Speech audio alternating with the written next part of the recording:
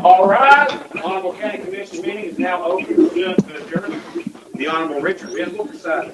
Thank you, Sheriff Cassidy. I want to welcome you all here tonight.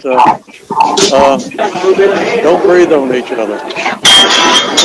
Social distancing is going to be hard. We'll get through our agenda. First thing we need to do is... The Honorable Richard Renewal presiding. Thank you, Sheriff Cassidy. I want to welcome you all here tonight. Don't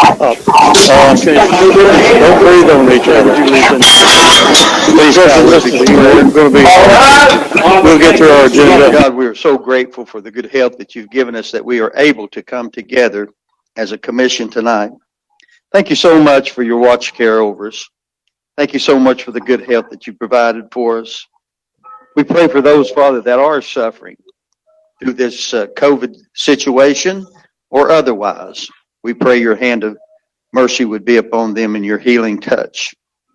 We pray, Father, that you'd give us all protection as we go forth and conduct our everyday business.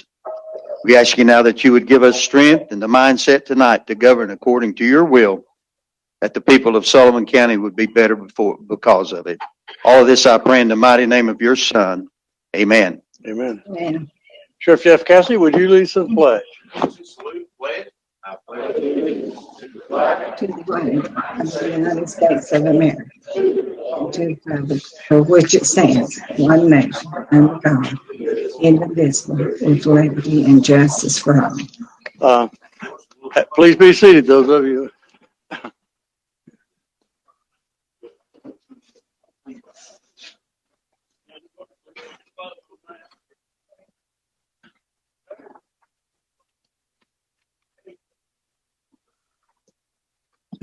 This meeting is being held in accordance with Governor Lee's Executive Order 38, and we have some of our members attending electronically. It is being broadcast over the web, so we have met the legal requirements for the meeting. All of our votes tonight will be roll call votes. And the first one will be our county clerk will take the roll. Madam Clerk.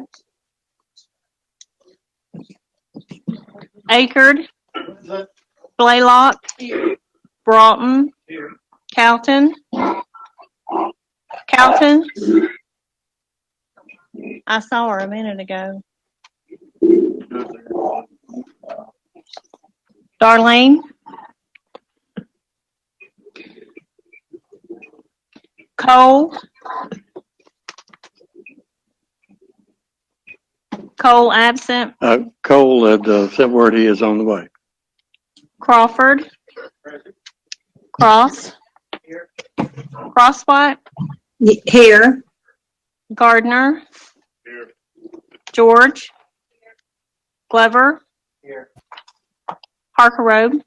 Here. Heron. Hutton. Here. Jones. Here. King. Dwight King. Absent. Leonard. Here. Bach. Morrell. Here. Stanley. Here. Starnes. Here. Stidham. Here. Vance. Here. Woods. He won't be here tonight. He has met. Thank you. Thank you. 21 present, 3 absent. Thank you, Madam Clerk. Next is the time we recognize special people and guest speakers, proclamations, and recognitions. And the first one we have tonight is, I know, very near and dear to the hearts of our first responders, EMS personnel. And so I'd like to, at this time, recognize Ken Marsh. Ken, if you will come to the podium, I'll meet you there. Ken has presentations to make that I certainly want to join him in.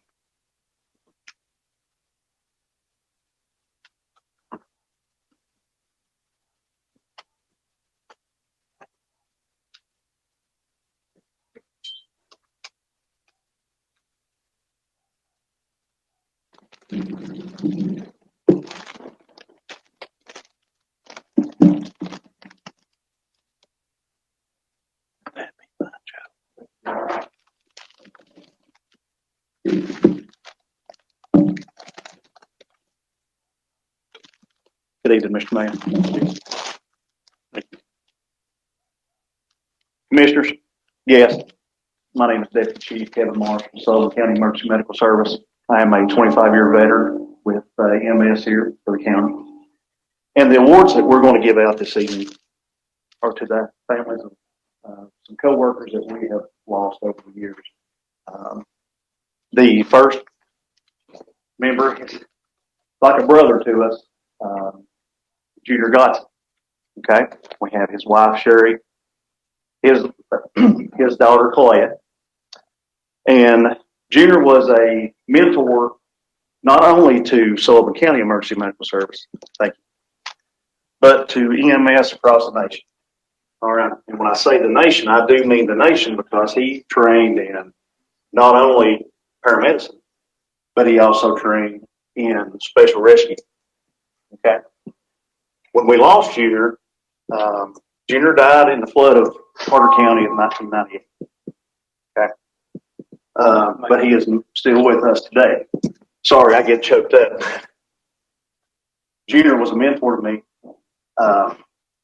In 1996, I'm sorry, in October 4th of 1994, there was a young EMT that came up from Churchill, Tennessee that Mr. Vance hired. I guess you saw something in me. And Junior was one of several that took me under his wing, as well as others. And we had to be the best of the best. Okay? There was no exception. We had to be able to provide the best patient care to you, the citizens of Sullivan County. All right? With that being said, one of the stations that we're getting ready to start construction on will be named after Junior Gotson.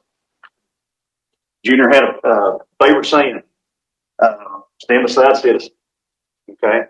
And what that meant was, hey, everybody get out of the way. We're here to help. We're going to take care of it. You've got the best and the best right here taking care of you, the citizens of this county. All right? Sherry, Colette, we love you. You know that more than anything in the world, and we're always here for you.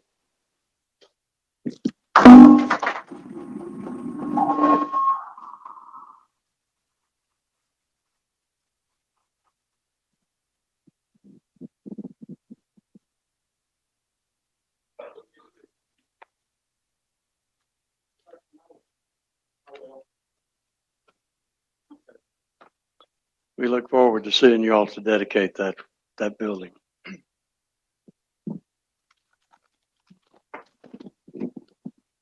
The second plaque will go to the family of Sabrina Carrier. Sabrina was a paramedic with Sullivan County Emergency Medical Service, and tragically she passed in a motor vehicle accident on her way to responding, coming to work one morning. Okay. Now, the ones that knew Sabrina, several things. If you didn't want to know the truth, you didn't ask her. Okay, because she's going to tell you. All right. But even though she was only with the department for just a few years, but she changed the lives of many because she was one of the creators of Prom Promise. Now, Prom Promise was in cooperation with the sheriff's department, the police departments, the area rescue and fire departments, about keeping every one of our children safe after prom. And of course, the problems with drinking and driving. Okay. So even though, again, she's not with us today either, but her legacy still lives on. Okay. And we love you all.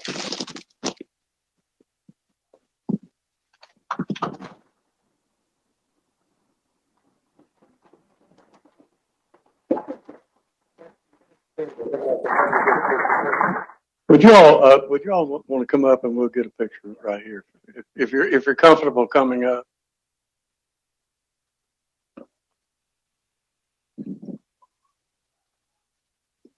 Thank you. Thank you.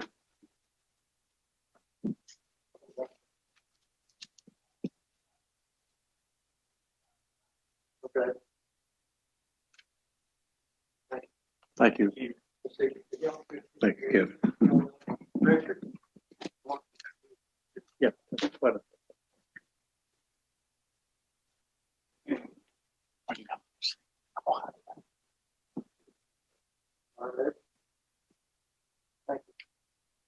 Okay, make it then.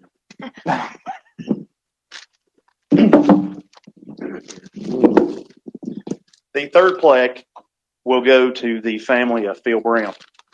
Phil was a veteran paramedic with Sullivan County Emergency Medical Service. He was one of the very few licensed in the state of Tennessee, one of the very first licensed in the state of Tennessee to become a paramedic. Also, he was one of the first employees that was ever hired with the Sullivan County Rescue Squad / Emergency Medical Service. And we lost Phil several years ago, but again, his legacy still remains within the department. Okay, I don't think we have his family was unable to be here, but our thoughts and prayers are with them. And again, he's still a member of the family. We cherish his legacy.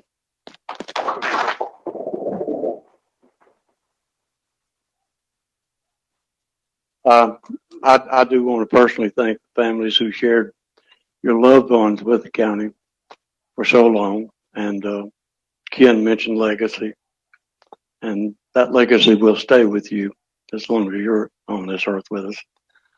And we want to commemorate that, obviously, by naming these stations. These are the first stations totally dedicated to EMS in this county. And I think it's appropriate that they're named after your loved ones. So thank you for coming tonight. Thank you for being with us, and you're always welcome back at Sullivan County Commission. And we'll see you at the ribbon cutting of families. Thank you.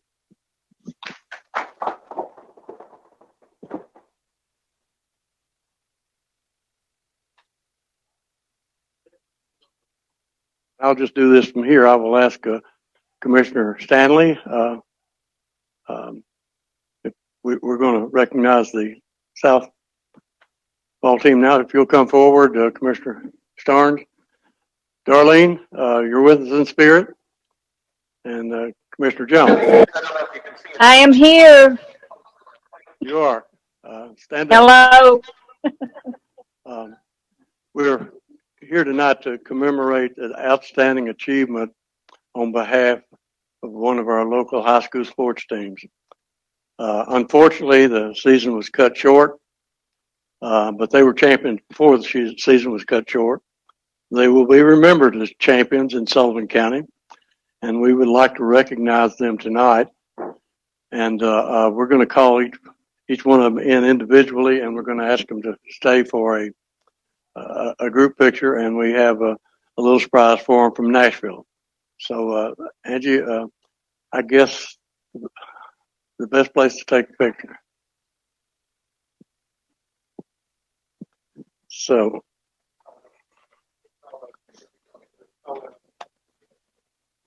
Coach, welcome. Thank you. I'll tell you what. Let's let your players line up down that way. Go down that way, and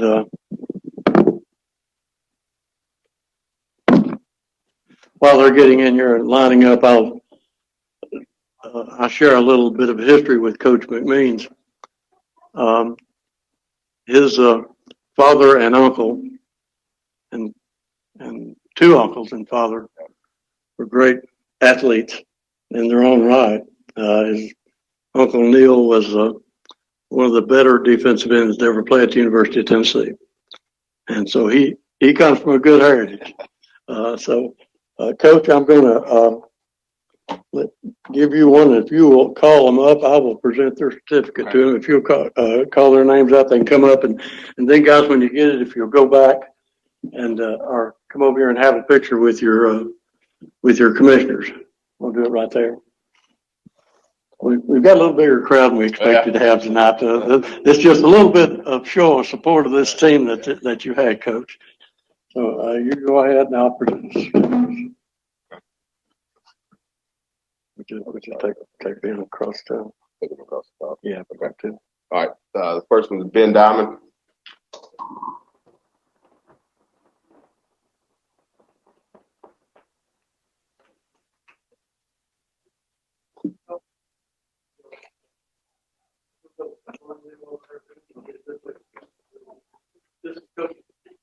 It's my wife.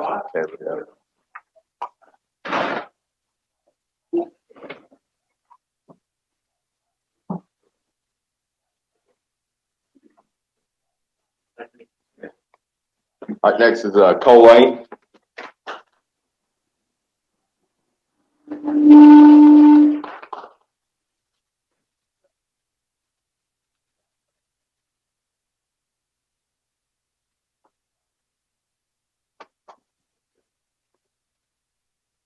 Gannon Chase.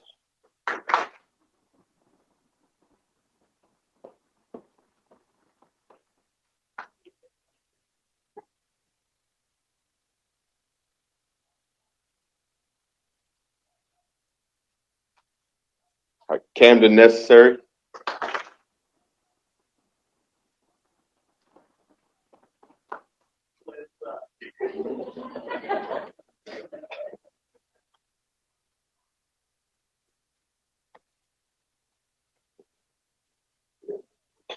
Caleb Blake.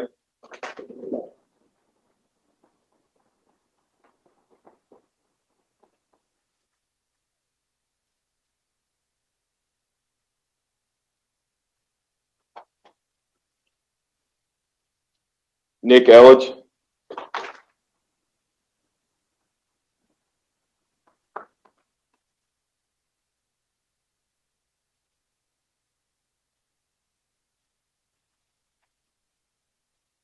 Aaron Holmes.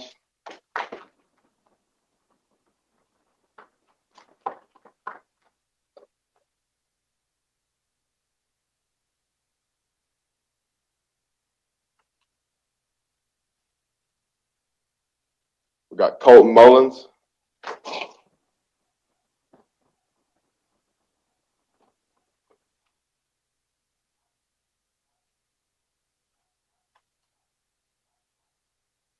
Cooper Johnson.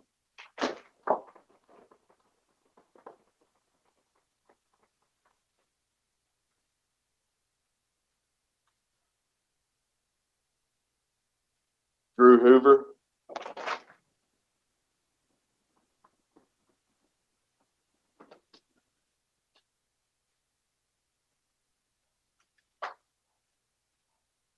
Creed Music.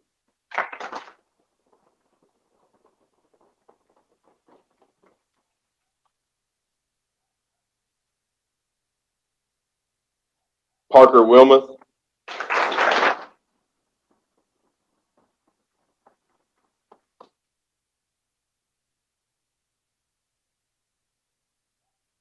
Jackson Dean.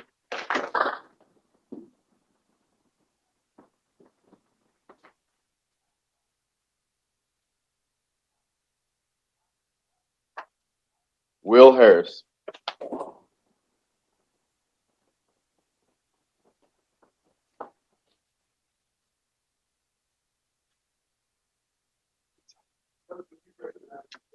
I will. My assistant coaches are back there. I got Justin Humphreys.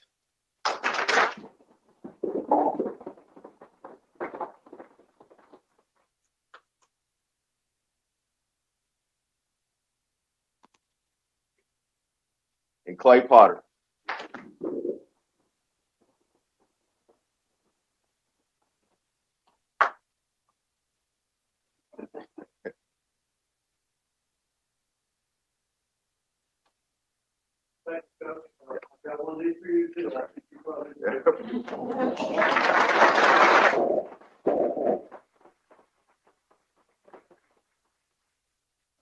I have something special that I'd like to read for Coach McMeans and his staff and certainly these young men who have excelled. This is a proclamation from the state of Tennessee. Whereas we are pleased to recognize a team of remarkable young men who selflessly united behind one goal to attain an important milestone in Tennessee high school basketball. Whereas the members of the 2019-2020 Sullivan South High School boys basketball team elevated themselves to elite status by posting an overall record of 30-5 and setting the record for most wins in school history. And whereas breezing through the regular season play with a district record of 11-1 and only 4 losses overall, the Rebels won District 1 AA championship by beating Unicoi County in the semifinals and defeating Elizabethton in the final game of the tournament to avenge their sole district loss. I bet that wasn't a breeze, was it, Coach? Whereas in District 1 AA, the Rebels topped Claiborne in the quarterfinals and Granger in the semifinals to advance to the championship game. And whereas playing on the road in the sectional, Sullivan South defeated 16th ranked Alcoa to advance to the state tournament for the first time in school's 40-year history. Whereas this astounding success enjoyed by the Rebels team this year is directly attributable to leadership and expertise of Coach Michael Means, his assistant coaches Clay Potter, Justin Humphreys, and Jason Lyons. And whereas Sullivan South High School Rebels made history this season as district and sectional champions who won a school record 30 games, they should be commended for earning a berth in the state tournament. Now, therefore, I, Cameron Sexton, Speaker of the House of Representatives of the 111th General Assembly of the state of Tennessee, at the request of and in conjunction with Representative Bud Hulsey, do hereby proclaim that we honor and congratulate Sullivan South High School Rebels on reaching the TSSAA Boys Basketball State Championship for the first time in school history. Salute their ongoing commitment to excellence both on and off the court, and extend to them our best wishes for a much continued success. Proclaimed in Nashville, Tennessee, this 16th day of March, that seems a long time ago, 2020, and signed by Speaker of the House Cameron Sexton, Representatives John Crawford, Timothy Hill, Bud Hulsey, and Senator John Lumberg. And we have several copies of this to leave, put in your trophy case at school. Great. Yeah, thank you. Thank you.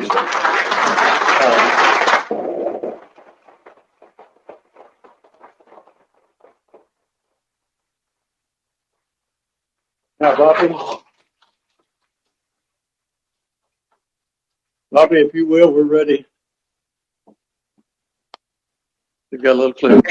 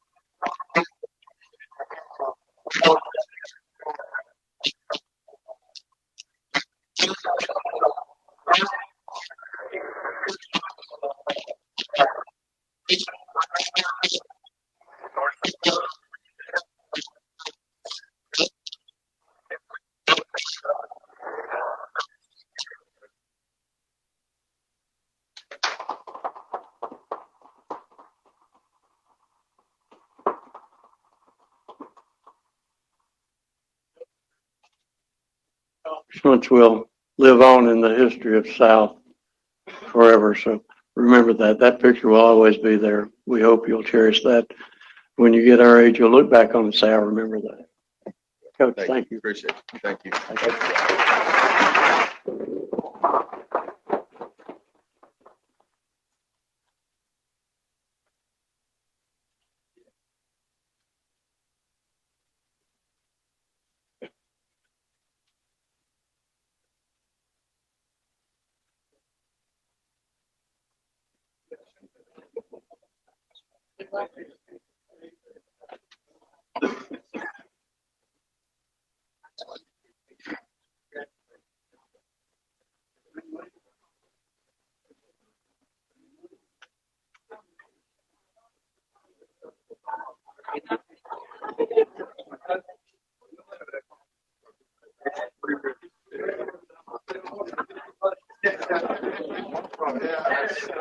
Oh, yeah, I thought that all day long.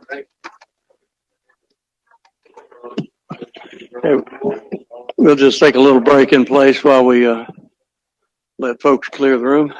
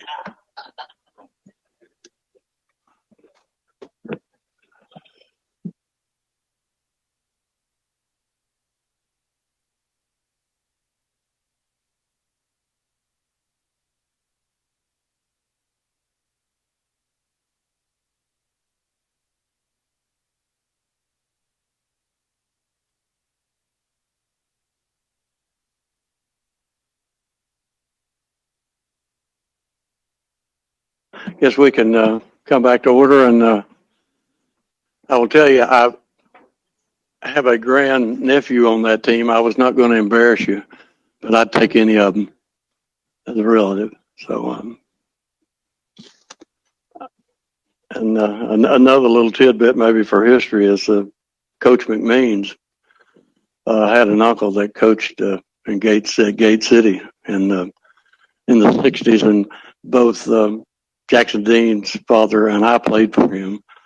So we got a special connection to Coach McMeans over here. A wonderful family, very accomplished family. Next up on our agenda, approval of commission minutes from a previous meeting. They've been spread on your desk and spread electronically.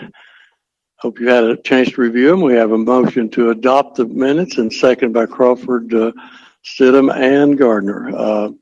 Any discussion? And again, as I say, we'll have to have a roll call vote on every vote tonight because we have we're doing partial electronic. So, Madam Clerk, would you take the vote on the motion to approve?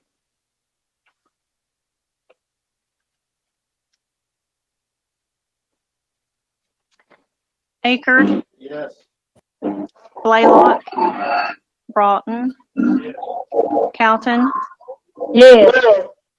Cole, absent. Crawford, Cross, Crosswhite, Yes. Gardner, Yes. George, Glover, Harkrow, Yes. Heron, Yes. Hutton, Jones, Yes. King, absent. Leonard, Locke, Yes. Morrell, Yes. Stanley, Starnes, Stidham, Yes. Vance, Yes. Woods. Woods is absent. Would anyone like to change their vote? 21 yes, 3 absent. Have received the necessary majority. The minutes are adopted as published and distributed. Next up on the agenda is the consideration of notary public applications. And once again, I'll call upon the clerk to read the applications for notary public.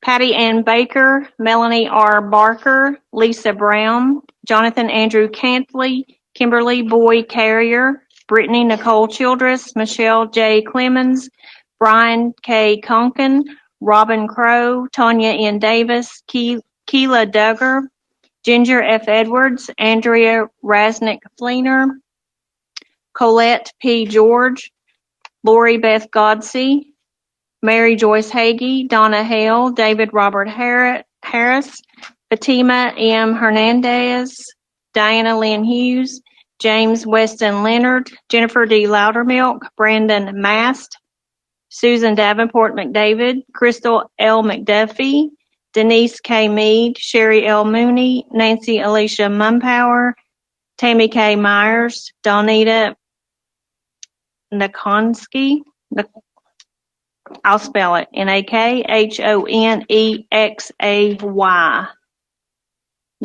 Nakonsky. Darlene C. Oliver, Trina K. Osborne, Faith M. Phillips, Joyce H. Pearson, Sonia J. Pollard, Jennifer Lynn Reed, Douglas G. Shue, Stella Stevenson, Jerry Taylor, Taylor Austin Trent. You've heard the list. Are there any objections to? Did you say you wanted to bump Miss George off? You will abstain, won't you, Colette? Any objections? Seeing none, I'll take a motion to approve the list as presented. Commissioner Akert, Commissioner Hutton, Commissioner Herron, seconded. Any discussion? Proper motion on the floor. Madam Clerk, take the motion to adopt. Akert, Yes. Blaylock, Broughton, Calton, Yes. Cole, absent. Crawford, Yes. Cross, Yes. Crosswhite, Yes. Gardner, Yes. George,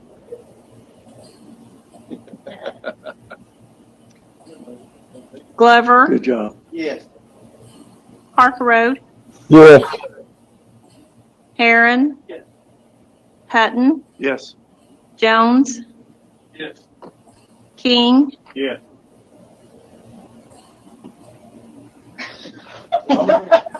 when'd you get here? Leonard, Yes. Locke, Morrell, Yes. Stanley, Yes. Starnes, Yes. Stidham, Yes.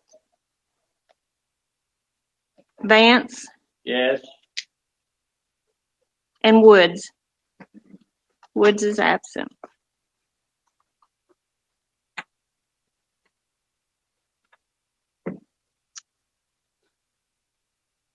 All right.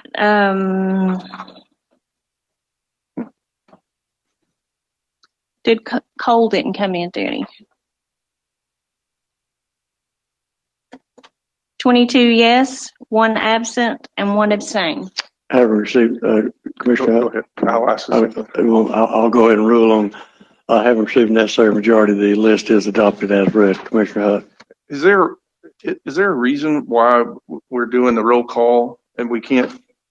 I mean, do we have to, or is that part of the requirement? It is part of the requirement when you have any members participating electronically. Okay. We were advised by the controller's office that all the votes had to be roll call. Okay. I was just asking. I would so much more rather put these on the board, but and it looks like we got a kind of full house. I hate to have Larry and Colette sitting back here because we've kind of broken all the rules anyway. So if you all would like to move up to your regular seat, you might as well. But you're fine there. As far as I'm concerned. Next item on the agenda is orders, appointments, and elections. we have an appointment to the Bloomingdale Utility District Board. And if I may, I'll read the order. Whereas the Bloomingdale Utility District Board of Commissioners does hereby certify to the Sullivan County Mayor pursuant to TCA 7-82-07 that a vacancy has occurred upon said utility board by virtue of the expiration of a term. And whereas the Bloomingdale District Board of Commissioners further certifies that the nominee, Charlie Anderson, is willing and qualified to serve, fill said vacancy. Now, therefore, it is ordered, adjudged, and decreed by Sullivan County Mayor Richard Venable, pursuant to TCA 7-82-07, that nominee Charlie Anderson shall be appointed to the Bloomingdale Utility District Board of Commissioners for a 4-year term expiring July 31, 2024. So that is read into the record, and congratulations to Mr. Anderson. We have another appointment of a board member of the Sullivan County Board of Equalization. Whereas the Sullivan County Board of Equalization is composed of 5 members, and 3 of those members are elected by the Board of County Commissioners. And whereas in accordance with TCA 67-1-401, 4B, small b, if the county legislative body fails to elect a member of the Board of Equalization, the county mayor shall appoint the member to fill the vacancy.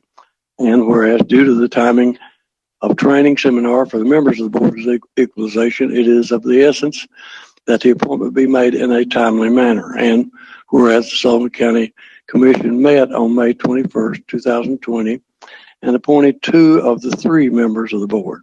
However, a 3rd member was not confirmed at the time. And whereas a vacancy will occur on the Sullivan County Board of Equalization on June 1, 2020. Now, therefore, be it ordered, adjudged, and decreed by the Sullivan County Mayor in his authority to appoint board members to said Board of Equalization in accordance with TCA 67-401, parentheses 4, large B, small b, that Betty Webb is hereby appointed to serve a 2-year term expiring May 31st, 2022. And that is read into the record. And by way of explanation, we did not have a nominee for the board to consider at that time, and training was starting. And I would love to assure the commission that Ms. Webb is a very experienced, a longtime employee of the property assessor's office. I know back into the late 90s, Randy, and she will make an outstanding member of that board and judge everything fair. Okay, that concludes the first part of our meeting, and now we have the amendments to the zoning plan. We generally recess and go into that session. I believe we have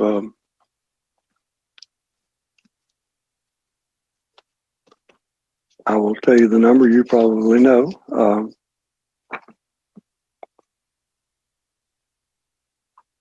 First of all, we have to consider resolution number 1 by Commissioner Gardner, seconded by Aaron, to adopt resolution number 1. And again, we will have to have a voice vote. So we'll we have a motion on the floor, properly made and seconded. You're voting on item number 1 on tonight's resolution agenda to consider amendments to Sullivan County zoning plan, zoning map, or the zoning resolutions. Madam Clerk, would you take the vote on item number 1? Akerd. Yes. Blaylock. Broughton. Calton. Yes. Cole. Absent. Crawford. Cross. Crosswhite. Yes. Gardner. Yes. George. Glover. Yes. Parker Road. Yes. Aaron. Hutton. Yes. Jones. Yes. King. Yes. Leonard. Yes. Locke. Yes. Morrell. Yes. Stanley. Yes. Starnes. Yes. Stidham. Yes. Vance. Yes. Woods. is absent. 22 yes, 2 absent. Having received the necessary majority, item 1 is adopted. Ms. Torbert, you're recognized on application number 1. 5 rezoning requests that I'll present to you tonight, and then a text amendment from our planning commission. So the first application is from Mr. Hensley. And we do have a PowerPoint, which is also in your packet. Timothy and Lisa Hensley at 2024 Hensley Avenue have requested their property to be rezoned from R1, which is single family residential, to A2, which is estate agricultural. And the purpose of this is so to allow them for a detached residential accessory structure up to 2,600 feet, which is the maximum for that district. Previously, before, under an R1 zoning district, it would be less. And before the text amendment a couple months ago, the total cap was 2,000 square feet. This is actually in the Kingsport's urban growth boundary, so it went before the Kingsport Planning Commission. And as you know, their planning commission meets tonight. So I'm presenting the staff report on behalf of the Kingsport planner, Mr. Ken Weems. In your packet, you have his detailed staff report, which describes the surrounding land uses. There on the screen, also in your packet, is a property in question. It's a little over 2-acre tract of land. He is requesting the A2 zone, so it's still single-family residential, still the same land uses, but with the larger tract, you can have a larger detached structure. Also in your packet is the zoning map, and also included is the city zoning map, also residential. The Kingsport planner and the Kingsport Planning Commission recommended in favor of this request.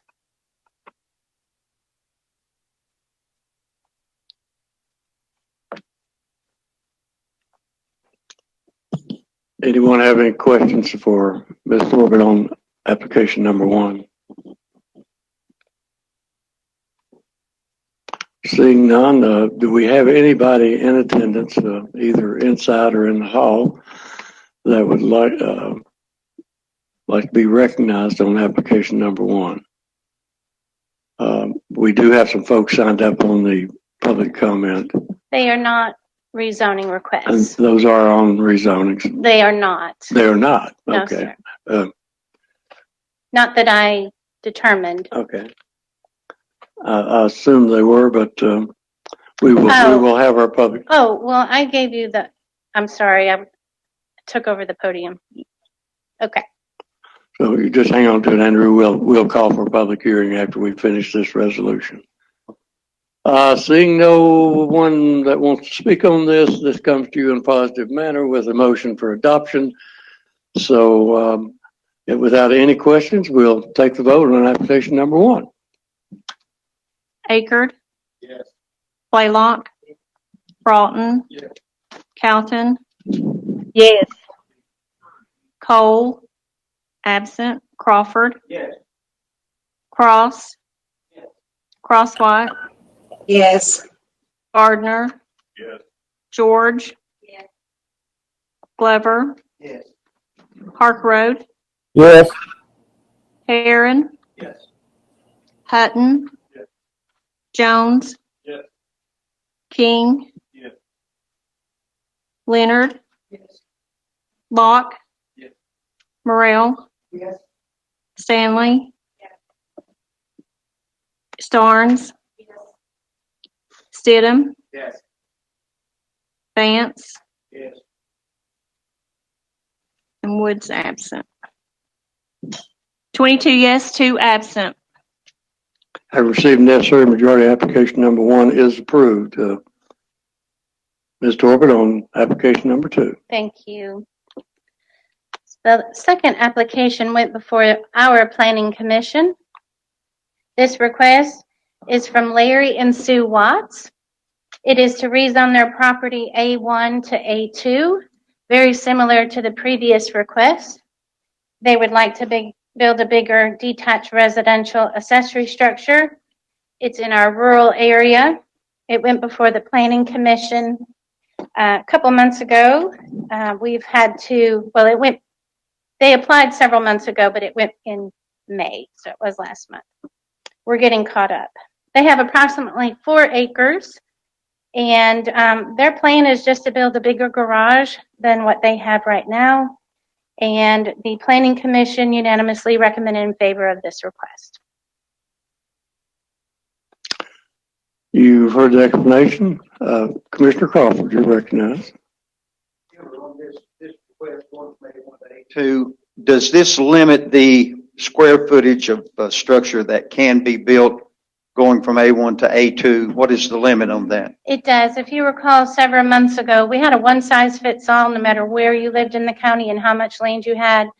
And so they would have been limited to 2,000 square feet, and now they can get a little bit bigger, up to 2,600 square feet. They don't need that much, but they would like to redo the barn that they had now. They explain, it's in our my staff report, but they have an old building that they would like to rebuild. And so the maximum is 2,600 square feet with the amount of land that they have. And that will be, the zoning does permit them to add to a current structure. Sure. They have up to 2,600 square feet. Total, yes, sir. Okay. Mm-hmm. Thank you, Commissioner. Any further questions for Amber? Randy Morrell, you're recognized. Thank you, Mr. Chairman. Amber, there's no deed restrictions that we're aware of that would prevent this? Or, No, that would be right, that was, okay. yes, sir. We always ask that up front with our applicants. It's not in a subdivision. They've lived there a long time, but I included some pictures as well in your packet. It's a very rural area, but established residential. So I think they are here if you had any questions from them. Not all of our applicants felt comfortable to come, but we invited them to come if they, felt comfortable to come. Further questions? Seeing none, we appear to be ready to vote. Madam Clerk, would you take the vote on application number 2? Akerd? Yes. Blaylock? Broughton? Yes. Calton? Yes. Cole? Absent. Crawford? Yes. Cross? Yes. Crosswhite? Yes. Gardner? Yes. George? Yes. Glover? Yes. Harkroad? Yes. Heron? Hutton? Jones? Yes. King? Yes. Leonard? Yes. Locke? Yes. Morrell? Morrell? Yes. Stanley? Yes. Starnes? Yes. Stidham? Yes. Vance? Yes. Woods? Absent. Would anyone like to change their vote? 22 yes, 2 absent. I have received necessary majority. Item number 2 is approved. Ms. Torvik, Thank you. on number 3. Okay, this request is from Mr. Daniel and Megan Kilgore at 1209 Holly Road in Blumpville. This request, if you can see on the screen, there are 2 arrows. They own a lot in a subdivision, and then they own the large tract where the other arrow is. They are split zoned, and so Mr. Kilgore would like to rezone his house lot, which is currently PMD1 and A1, to just A1, because the subdivision is zoned A1, which is also single-family residential. Bobby, if you'll do one more slide, sir. Yes. You can see the back corner of his property. His house is within the in the back of the subdivision lot, and the arrow you can see in the upper, I guess that's the northwest corner of his house lot. There's still a remnant of the manufacturing zoning on that piece of property. And so if you want to familiarize yourself, this is near the partnership park that Networks bought and developed further down the road on Muddy Creek Road. And so this is leftover zoning from that. Then the second part of his application, what's highlighted in the light blue, that's planned manufacturing. He would like to rezone that A5 for a farm and just get it in the proper zone. A farm is a farm. It really doesn't matter what it's zoned. But while we were here, he wanted to go ahead and clean that up and get it into A5 zone. So it's kind of simple. It went to our planning commission and it was unanimously recommended in favor. And Mr. Kilgore is here if you have any questions for him. You've heard the explanation, Commissioner Cross. Oh, I'm sorry. PMD is planned manufacturing. Right. And the partnership park was all zoned PMD 1 or PMD 2. It's very near the FedEx Center. So and some of the tracts are being sold off for business, but on this side, it's going to remain farmland. He bought it. Further questions? Here's you're ready to vote. So we're ready to vote on item number 3. I got a question. Oh, Dwight, I'm sorry. I was interested, what kind of farming is Mr. Kilgore going to get into? I don't know. I include pictures in there. It's just a pasture field right now. I didn't think that a professional football player could be a farmer. He's awfully close to the lake area. Maybe going to do dolphins. So anyway, I just.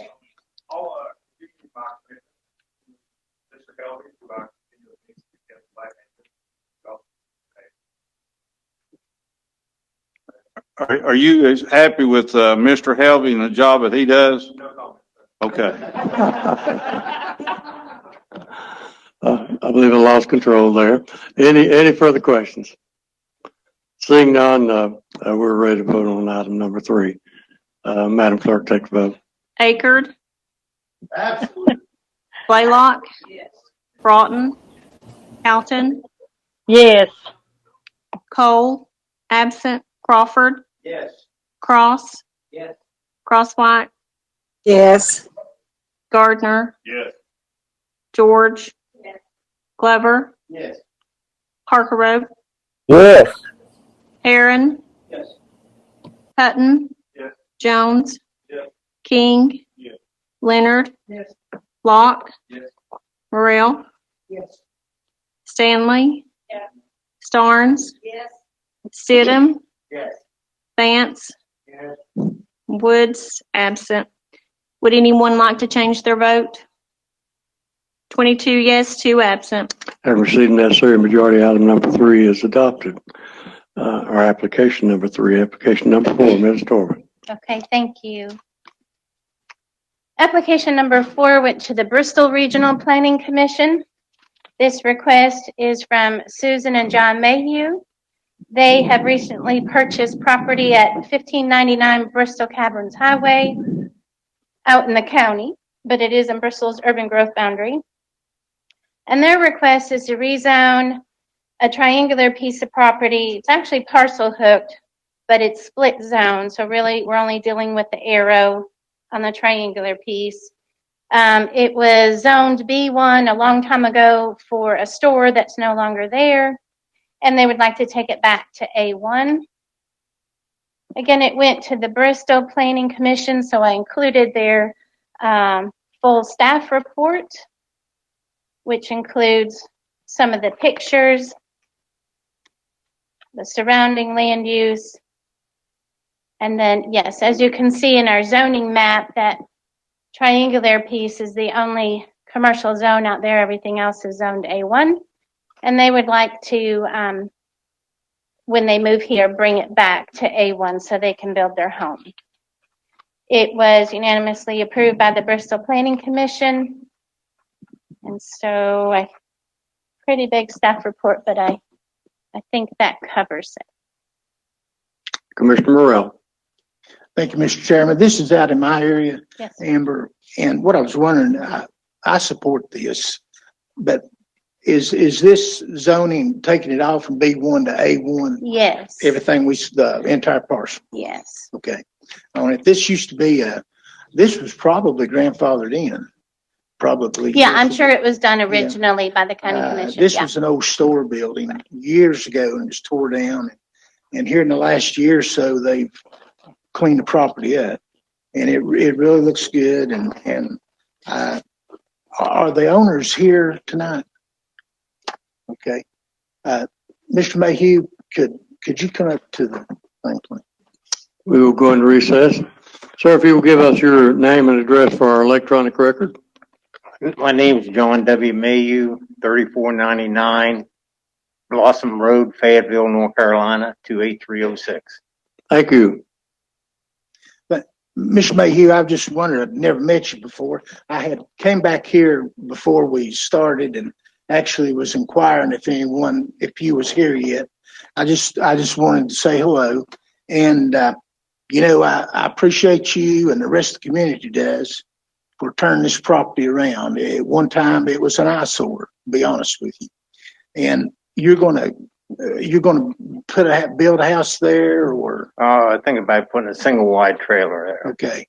You're gonna take it. It's not going to, we're all interested in making sure that it stays cleaned up. Oh, it will. Okay. I appreciate that. Thank you. Yes, sir. Thank you, Mr. Mayhew. Appreciate you being here. Any other questions for Amber? Seeing none, it appears you're ready to vote, so we will take the vote on application number 4. Akerd, 4,000 charge, yes. Blaylock. Yes. Broughton. Yes. Calton, Yes. Cole, absent. Crawford, Yes. Cross, Yes. Crosswhite, Yes. Gardner, Yes. George, Glover, Yes. Parker Road, Yes. Aaron, Hutton, Jones, Yes. King, Yes. Leonard, Yes. Locke, Yes. Morrell, Yes. Stanley, Starnes, Stidham, Yes. Vance, Yes. Woods, absent. Would anyone like to change their vote? 22 yes, 2 absent. I received the necessary majority. Application number 4 is adopted. Ms. Torben, on number 5. Okay. Our last rezoning request is from Mr. Jerry Rogers. This is also in Kingsport's urban growth boundary. So I will present their staff report. His request is to rezone his property at 602 North Holston River Drive, Kingsport, from R2A to R3A. We rezoned this property R2A last year for the purpose of building a duplex for his family. And in doing so, that at the time it was limited to be a duplex because it was served only by a septic system. But in that time, he was able to secure sewer permits from the city of Kingsport, and his contractor started working on the basement and to finish that out for a third unit. Upon inspection, we noticed there was a third unit and it was only zoned for 2 units. So things have evolved. In your packet, you have a lengthy summary report from the Kingsport planner. And also, you have a letter from Mr. Rogers explaining sort of the background of all of this and how it came to be for the third unit. So we've been advising him along the way and recommended in favor of the R3A zoning so he could complete the work. A lot of investment has been made in this, expensive permits with the city and the county and the state. Now, I normally don't go against the Kingsport staff report, but I have been advising him and our department has been advising him along the way. I feel like there's a lot of disconnect when you're dealing with city permits and county permits, and this sort of fell through the cracks. So in your report, the Kingsport planner, because there isn't other apartments in the area, only duplexes, he couldn't recommend in favor of the R3A. And so, again, I don't normally go against my city planner's report, but I feel like I wanted to be upfront about the disconnect between the different agencies. and how we got to this point. So, I don't know what else to say. There's a lot of information there. Mr. Rogers is here if you have any questions for him. I believe Ms. George has a question. Don't normally go against the Kingsport Planning Commission either. However, since I was on it for 10 years, if you look at how this property is situated, this really does make sense. This is a good use of the property. I'm in agreement with Amber on this. Some things changed while they were doing it, and that's why the zoning kind of fell through the cracks between the two different. I think a few of you have driven by and seen the property and realized that this is a good use, and I hope that you guys will consider voting in favor of this. Thank you, Commissioner Herron. Yes, sir.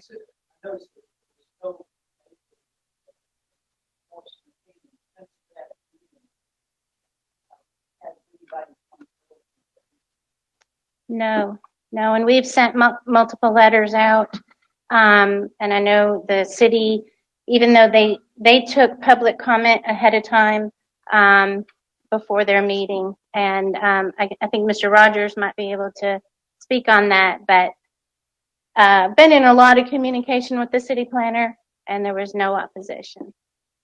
They own property right next door in the farm, so they have a long-term investment. If you recall, though, I think it was a year ago, we rezoned it for the duplex because there are other duplexes on this road. And the sewer had stopped short, so I couldn't advise him to, at the time, to do another unit. But since then, he was able to get sewer. So. Further questions?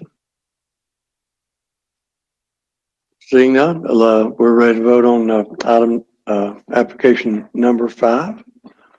Akerd. Yes. Blaylock. Yes. Broughton. Yes. Calton. Yes. Cole. Absent. Crawford. Yes. Crosswhite. Yes. Gardner. Yes. George. Glover. Yes. Harkroad. Yes. Herron. Yes. Hutton. Yes. Jones. Yes. King. Yes. Leonard. Yes. Locke. Yes. Morrell. Yes. Stanley. Yes. Starnes. Yes. Stidham. Yes. Vance. Yes, Mr. Glover. Woods. Absent. Would anyone like to change their vote? 22 yes, 2 absent. Have received necessary majority. Application 5 is approved. I don't know that there's a ditto vote, but I'm going to rule there is, and therefore it was approved unanimously. I believe that's only on the Rush Limbaugh show. Next up, we have a zoning text amendment, which are always a lot of fun. I'm sorry. It should be. So, Amber, you're recognized on the zoning text amendment. So in your packet, you have a copy of our building permit fees. This is in Chapter 12 or Article 12 of the zoning code. And from time to time, we try to do a study of seeing where we are with our surrounding communities, see what the problems are. I would like to highlight 2 proposed changes. They're highlighted in yellow. Anytime we do a zoning amendment, it has to go through all 3 regional planning commissions and their staff. Can you hear me? That rain is awfully loud, sorry. So in your packet, this was recommended by all 3 regional planning commissions. Highlighted in yellow is to amend the fee schedule for a flat rate of $58. And basically, right now we have a flat rate of $58 for detached residential accessory structures. And it was not broken down whether it was a small shed or a large building. And there is quite a bit of difference on the number of inspections if you're just putting up a yard barn as opposed to a large storage building with a garage door on a permanent foundation. More inspections, and so we thought it was fair to break that down to $58. The second request from our inspectors was a building permit renewal fee.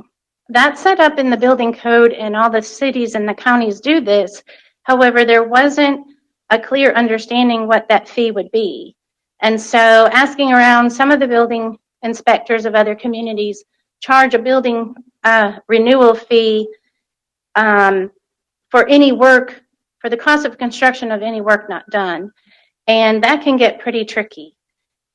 We're not here to, charge another full rate on their building permit if it takes longer than 3 years to build their house, which in some cases it does.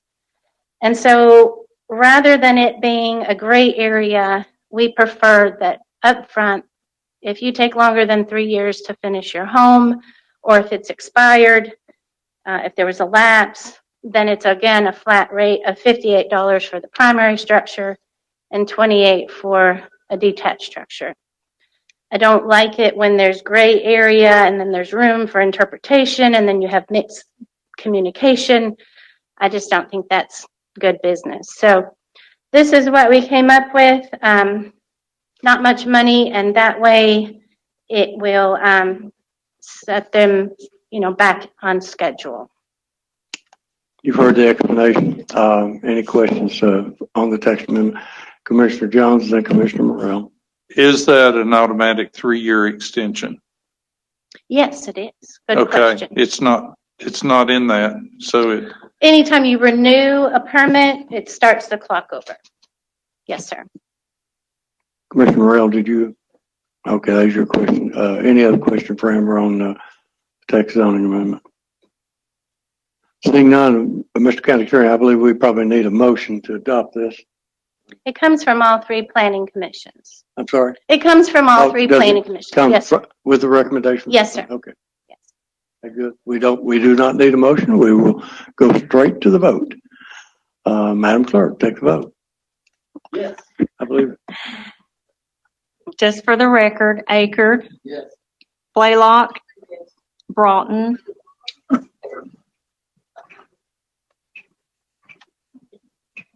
Calton.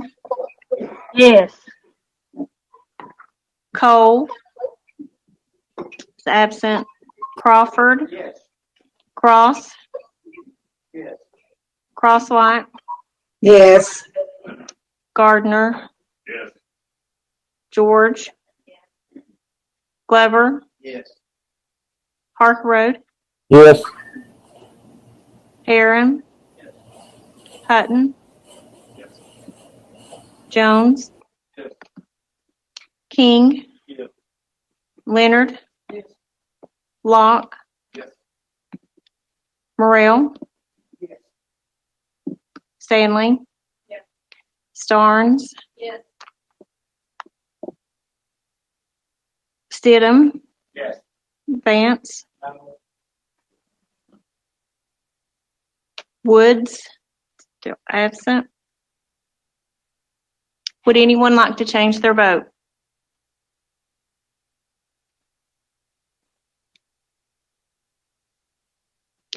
$20 yes, 2 no, 2 absent.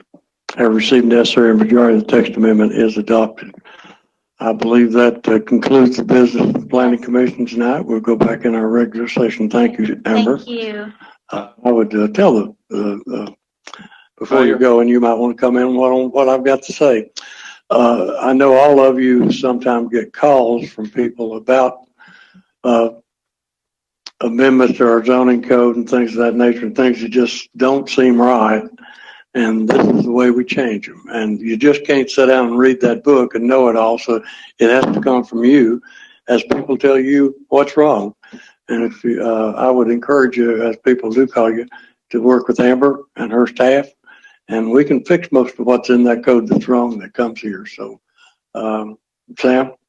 I've recently had to use that office for several applications, and it's been a pretty easy process, but I did find out that, and correct me if I'm wrong, we're almost double the new housing permits since this, just during June. And we're 3 weeks in.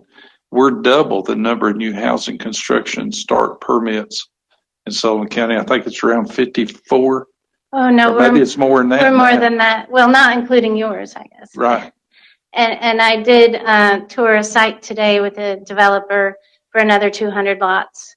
So we're slammed, but yes, we're quite busy. Even through this situation, we've got people lined up. So yeah.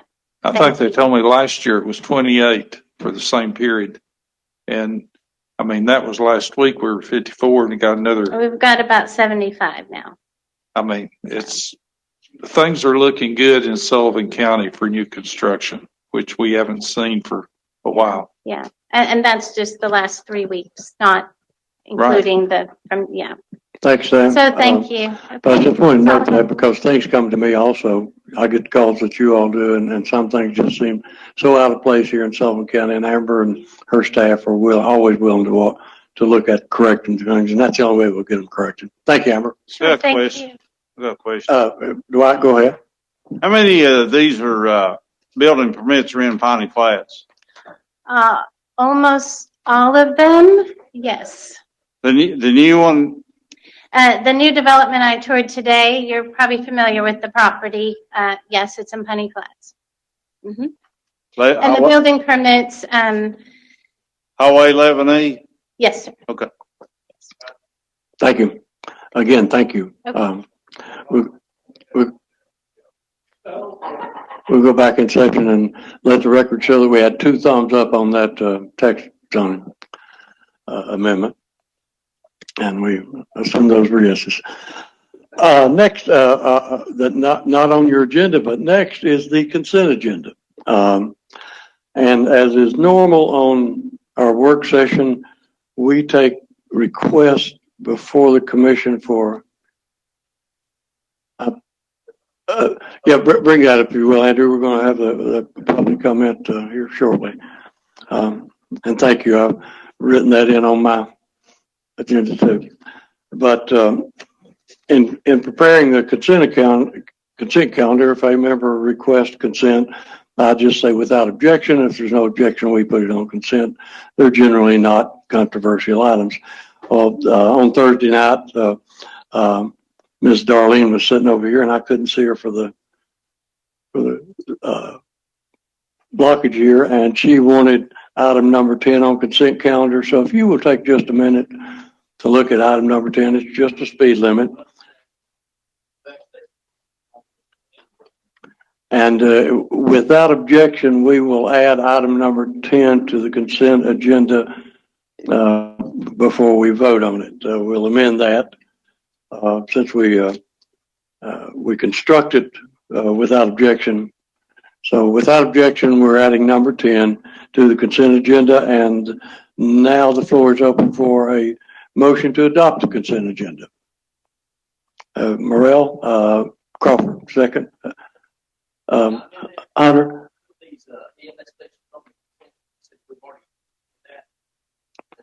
Well, it seems like I just established a precedence. Actually, I had overlooked her. I believe everybody that voted in the affirmative wanted to be shown as a sponsor of those. So I think we need to amend it to that point, Hunter. I think we need to handle it individually, if you don't mind. Obviously, it's going to come to vote and be unanimous. But I believe I recall everyone wanting to co-sponsor that amendment. We have a motion on the floor to adopt the consent agenda requires a unanimous vote. Madam Clerk, take the vote on your consent agenda. Akerd? Yes. Blaylock? Yes. Broughton? Yes. Melton? Yes. Cole? Yes. Crawford? Yes. Cross? Yes. Crosswhite? Yes. Gardner? Yes. George? Yes. Glover? Yes. Harkerroad? Yes. Aaron? Hutton? Yes. Jones? Yes. King? Yes. Leonard? Yes. Locke? Yes. Morrell? Yes. Stanley? Yes. Starnes? Yes. Stidham? Yes. Vance? Yes. Woods? is absent. Would anyone like to change their vote? 23 yes, 1 absent. Having received unanimous vote, the consent agenda is adopted. We will go back now and recess briefly for a public hearing. I'd like to talk with or Commissioner Morrell earlier, and I believe Mr. Rutherford and Mr. Carey are here to talk on resolution number 2 tonight. So we don't need to do it in public hearing, right? Right. Okay. So the only other person is Daniel Tomei? Tomei? Yes, sir. Are you here on that resolution also? No, sir. You're recognized then. If you'll come forward, we'd be happy to hear from you. As you come forward, I'll remind the commission and you, we limit public comment to 3 minutes and we don't enforce that really strong. I hope to be done in about 3 minutes. It's not that long. My name is Senior Chief Daniel Tomei. I'm retired United States Coast Guard Federal Maritime Law Enforcement Officer. I live at 3916 Foxfire Lane in Kingsport, Tennessee. I'm here to address a serious excessive speeding on our street. This subdivision was started about 20 some years ago. And because of prior to its development, certain perimeters were overlooked. The most important was the speed limit and the signs and able to curtail and control excessive speeding. But because of the population growth and the demographic changes since then, it's developed into a serious problem, and it will continue to get worse as it has been so far. One resident, and you've already had this in front of you, one resident took it upon herself to collect a petition to get this corrected. Patty Heitzman, I think it was. The county placed 2 25-mile-an-hour speed limits, one at the beginning of the road and one somewhere up the hill somewhere. Of course, these are little signs, and they're just not adequate.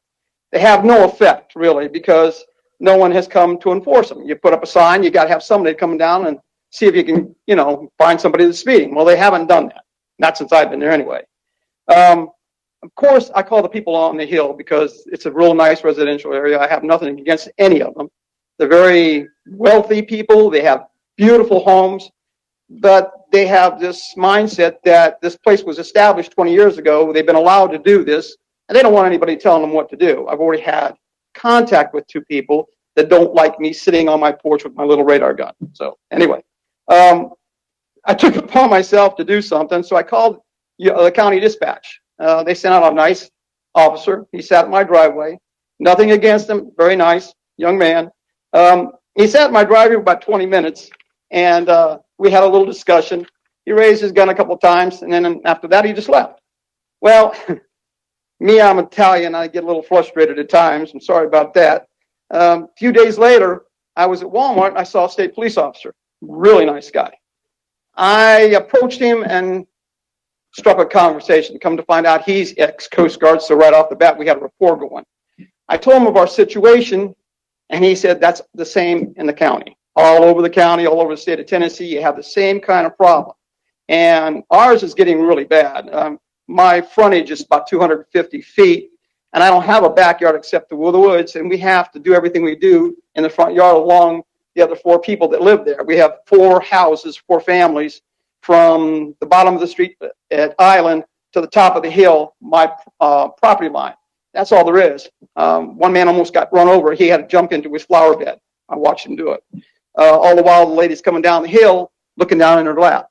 That didn't cut it. Anyway, after I talked to the state trooper, a few days later, my wife and I were doing our chores, and we heard sirens and saw lights in my front yard, and I'm going, what the heck is this? We saw the state police officer make a U-turn in my front yard and chase this individual down to the stoplight. He come back up and he said they were doing 47 miles an hour. Folks, 25-mile-an-hour zone, coming down a hill doing 47. What's that going to do to an individual if they hit him? It'll kill him, plain and simple. In the Coast Guard, they let us see these terrible movies, and they're not fun to watch. And so, anyway, moving on, when he finished this ticket of this individual, he came up, placed himself in my front yard again, and we talked a little bit, and I purchased a Bushnell radar gun, about $180. I wanted to see what these people were doing. I figured somewhere along the line, maybe I could do something to help the situation by sitting there getting data. That brought a lot of tension in the neighborhood. I don't know why, but it did. They don't like being monitored. That's the way it works. So anyway, I got this Bushnell Raider gun. He checked it against his own, found that there was hardly any error at all. Very nice, about $180 unit, really swift. I bought the gun, monitored the traffic, and after he checked it, he said it was pretty nice. We talked a little bit more, and next thing I know, he said, excuse me, bam, there goes his lights and siren, chased another vehicle down, almost 50 miles an hour. He was astonished. He said, this is ridiculous. 50 miles an hour. And he stopped him and gave him a ticket. Now, I don't know how all this works as far as the tickets being processed and anything else, but somewhere along the line, you get a court summons if it's too excessive, I think. Isn't that the way it works? I don't know. But anyway, he stopped the person, gave him a ticket, and came back up, said he had a call, he had to leave. Since then, this has been about 3-4 weeks. Nothing else has been done. So in the evenings, I sit on my porch and watch traffic and use my radar gun to monitor speeders for some reason.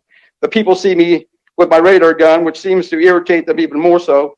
And they show their dislike that someone's monitoring the speed that they're doing. They present me with a lot of honking and a lot of finger gestures. I'm used to it. It don't matter. So what can you do about the situation? And that's what I'm asking. That's why I'm here today. Well, I did some research. One of the things you can put up, and you already have them set up around the state, I think it is these electronic signs. Now, if you all can't afford it, I'll buy it. I need permission, evidently, to put this on my property, which is the frontage.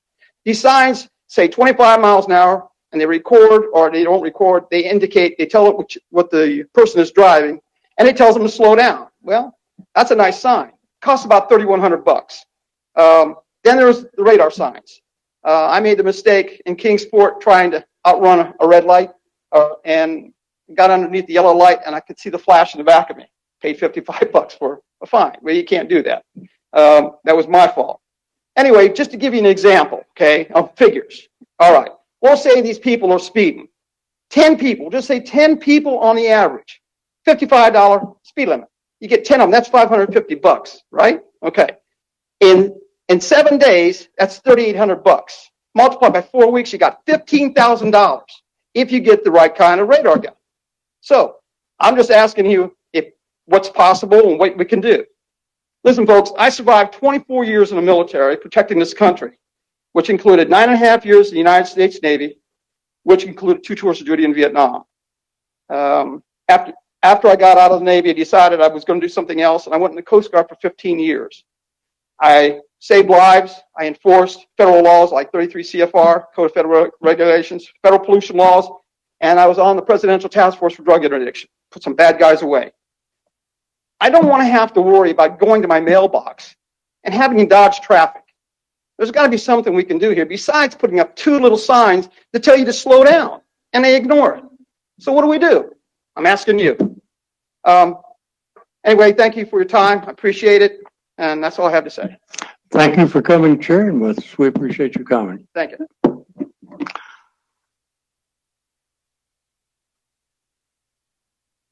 As is normal, if you didn't see the sign-up sheet and you're in the audience and you would like to address the commission, I would be happy to recognize you at this time while we're still in public comment section. Appreciate your patience. It's been a long meeting, but we're getting ready to get into our consent agenda. But if no one else wants to speak, we'll declare the public hearing over, and we will move on to our resolution agenda under old business. And first up is item number 2. Commissioner Morrell, you're recognized. Thank you, Mr. Chairman. This is a resolution that if you folks recall, it's been on the docket a pretty good while. We had deferred it onto the next month to make sure that we had any and all information that we could get on it. This is where the resolution came out of the Planning and Zoning or Planning Commission office. And it's actually what it's doing. It's talking about closing a old road bed at the property that's adjacent to 522 Riddle Creek Road on that. And if you read through the resolution, it'll kind of give you some aspects about it. We have the current owner of the property, which is Mr. Jordan Carrier. He's here to speak tonight to it about in favor of closing the old roadbed. And we also have Mr. Michael Rutherford. He's here tonight to speak opposing closing the road on that. And at this time, I would ask Mr. Rutherford to come forward if he'll give his course's name and his address there. And Mr. Rutherford, you're welcome to address the commission. We'll go into recess. Welcome, Mr. Rutherford. Thank you. My name is Michael Rutherford. I live at 1061 Morel Creek Lane. I bought the property from James Grayson back in 2013, which he lived out there like 42 years. He gave a piece of his property to the county to put the new road in so they could build the lake frontage property down there. He was promised that the road would, stay open. The highway department, I think commissioner was J.D. Wilson back in '83, met with Mr. Grayson, told him if he would buy the culvert that they would put it in, which joins my property to the county road. I've been using the road, almost 9 years since I've lived out there in and out to get wood, cut firewood, get to my barn. It's the only county road that adjacent to my property, other than what the highway department said that I could cut a new road. Called 5 contractors, 2 showed up, 1 gave me a permit or give me an estimate, $9,800 to put 240-foot graveled road in. I can't afford that. There's a road already there. I'm opposed to closing the road. Whatever happened to, when I was on the county commission and the sheriff's department, if I told somebody I was going to do something, I kept my word and done it. The county promised the road wouldn't be closed. Now, there's 2 people still alive that knows the story of the whole thing. Mr. Grayson, Jerry Masick, who was one of the 2 or 3 people that bought property in there to put the whole residential place in. If you want to, he was willing to come tonight, and I told him, I said, well, I didn't think that, that tonight would be, in this type of session, litigation to, back and forth, so I didn't have him come. Mr. Grayson sent you all a letter. I think everybody got a copy of it. Y'all got it. If you don't have it, if you want me to read it, I can read it. I'm sure y'all wanting to get out here like I was when I was on the county commission. I hated sitting here all day. But like I said, I oppose it being closed. I know Mr. Carrier bought a pig in a poke, I guess, when he bought the property. The lot wasn't but 100 by 100. And that's the way the land was, 42 some years ago. I got the survey done by Mr. Morell's request. In 2 back deeds, it mentions my right-of-way in there. So I guess we'll leave it up to the county attorney to decide, which way we need to go. But thank you for your time. Thank you, Mr. Rutherford. Commissioner Morell, Does anyone have any questions for Mr. Rutherford? Mr. Rutherford, if you'd come back up there.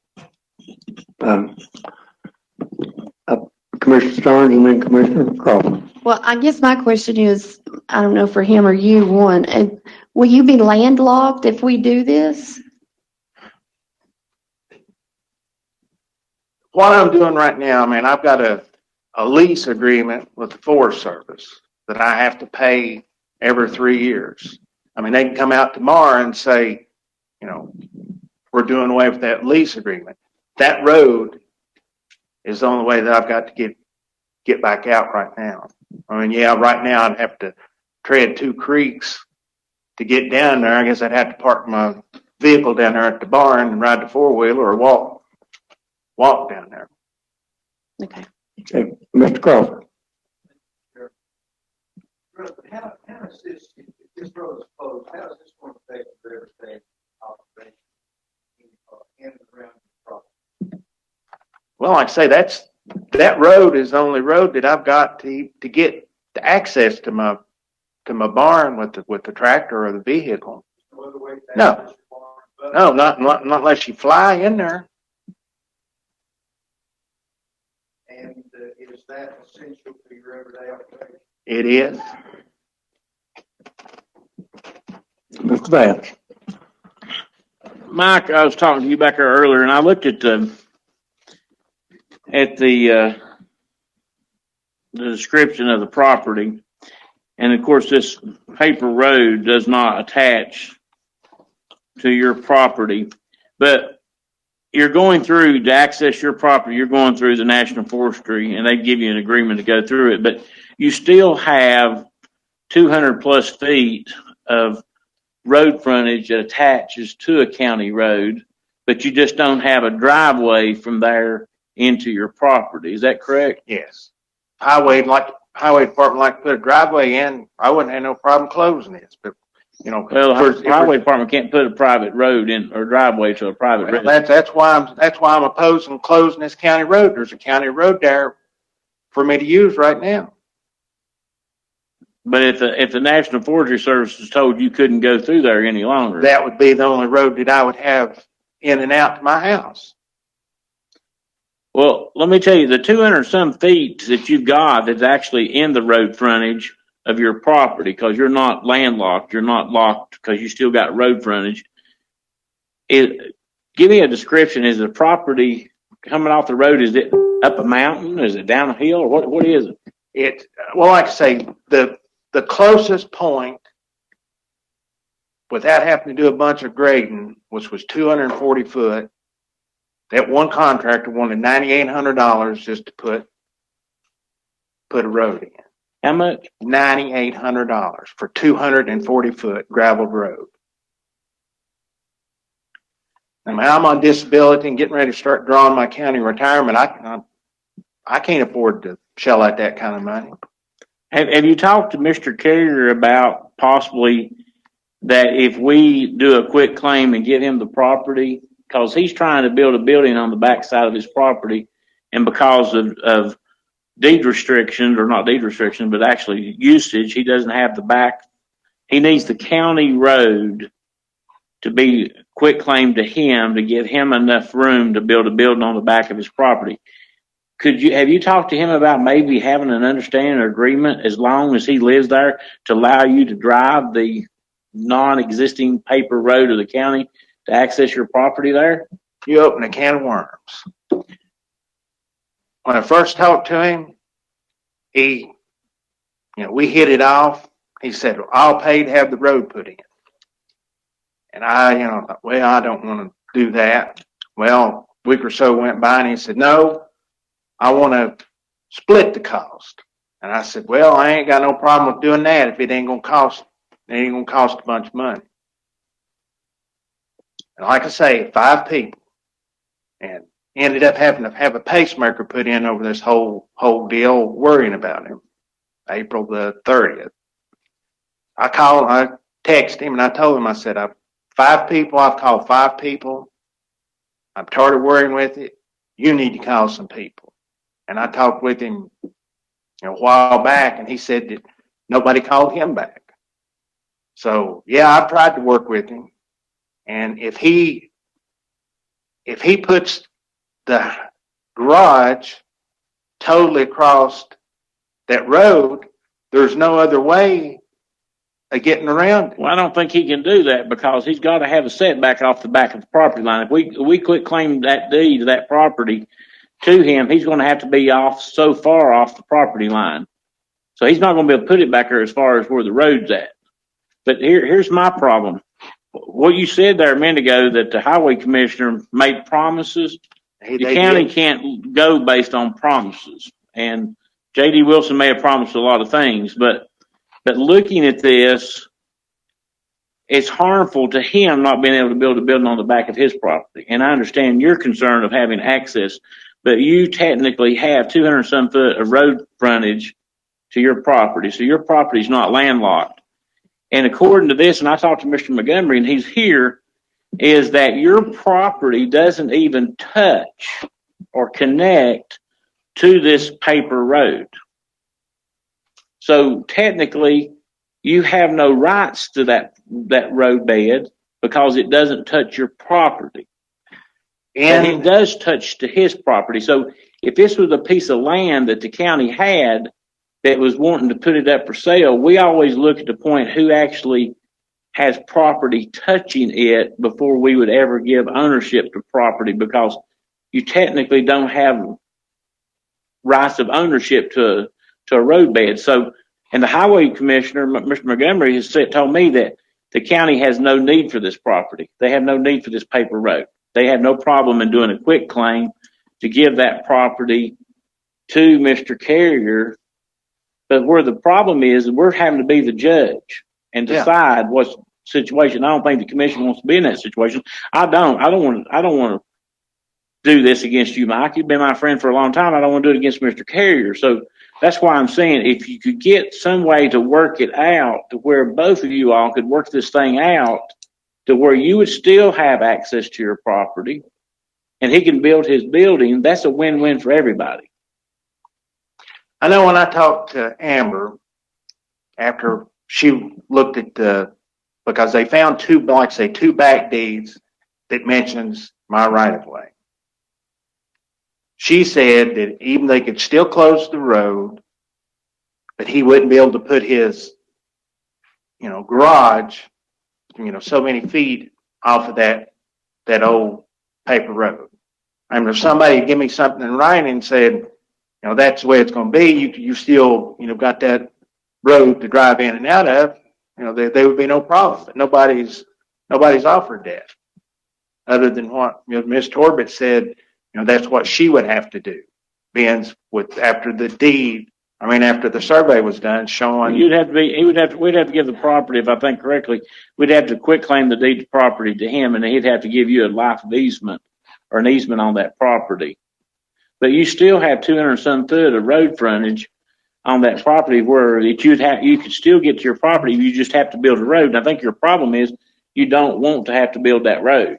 No, there's a county road there. So why would you want to build a county have to shell out if there's already a road there that you've been using for 9 or 10 years?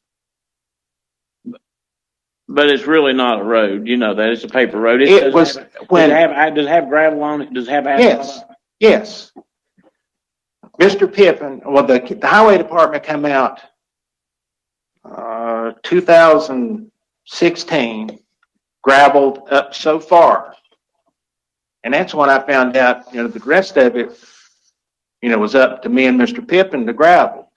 I contacted Mr. Pippin. He said, fine, gravel it. You're in and out here all the time. There's even an easement for the power company to come in and out of down there.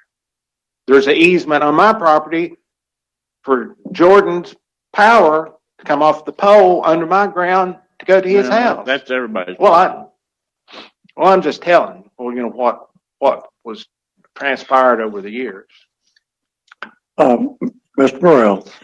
Thank you, Mr. Chairman. Mike, I did want to make sure that I was understanding. You said something about that. I had said something about the survey about you had Mr. Grayson nor you had ever had the property surveyed. And what I had told you was it would be a good idea to have it surveyed because you did not know how much road frontage you had on Riddle Creek. Right. And that's why I told you that. I just want you to make sure you understood that. Okay. Anybody else have questions for Mr. Rutherford? Mike, thank you for coming. Randy, you recognize.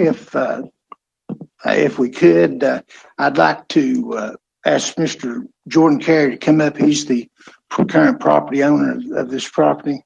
I think he has a handout that he had put on each desk. Jordan, may I ask, does Mr. Rutherford have a copy of this? He does not. There were 28 copies issued, and I think there were 26 needed. If you'd like, he can look at it. I'm gonna give him mine. Okay.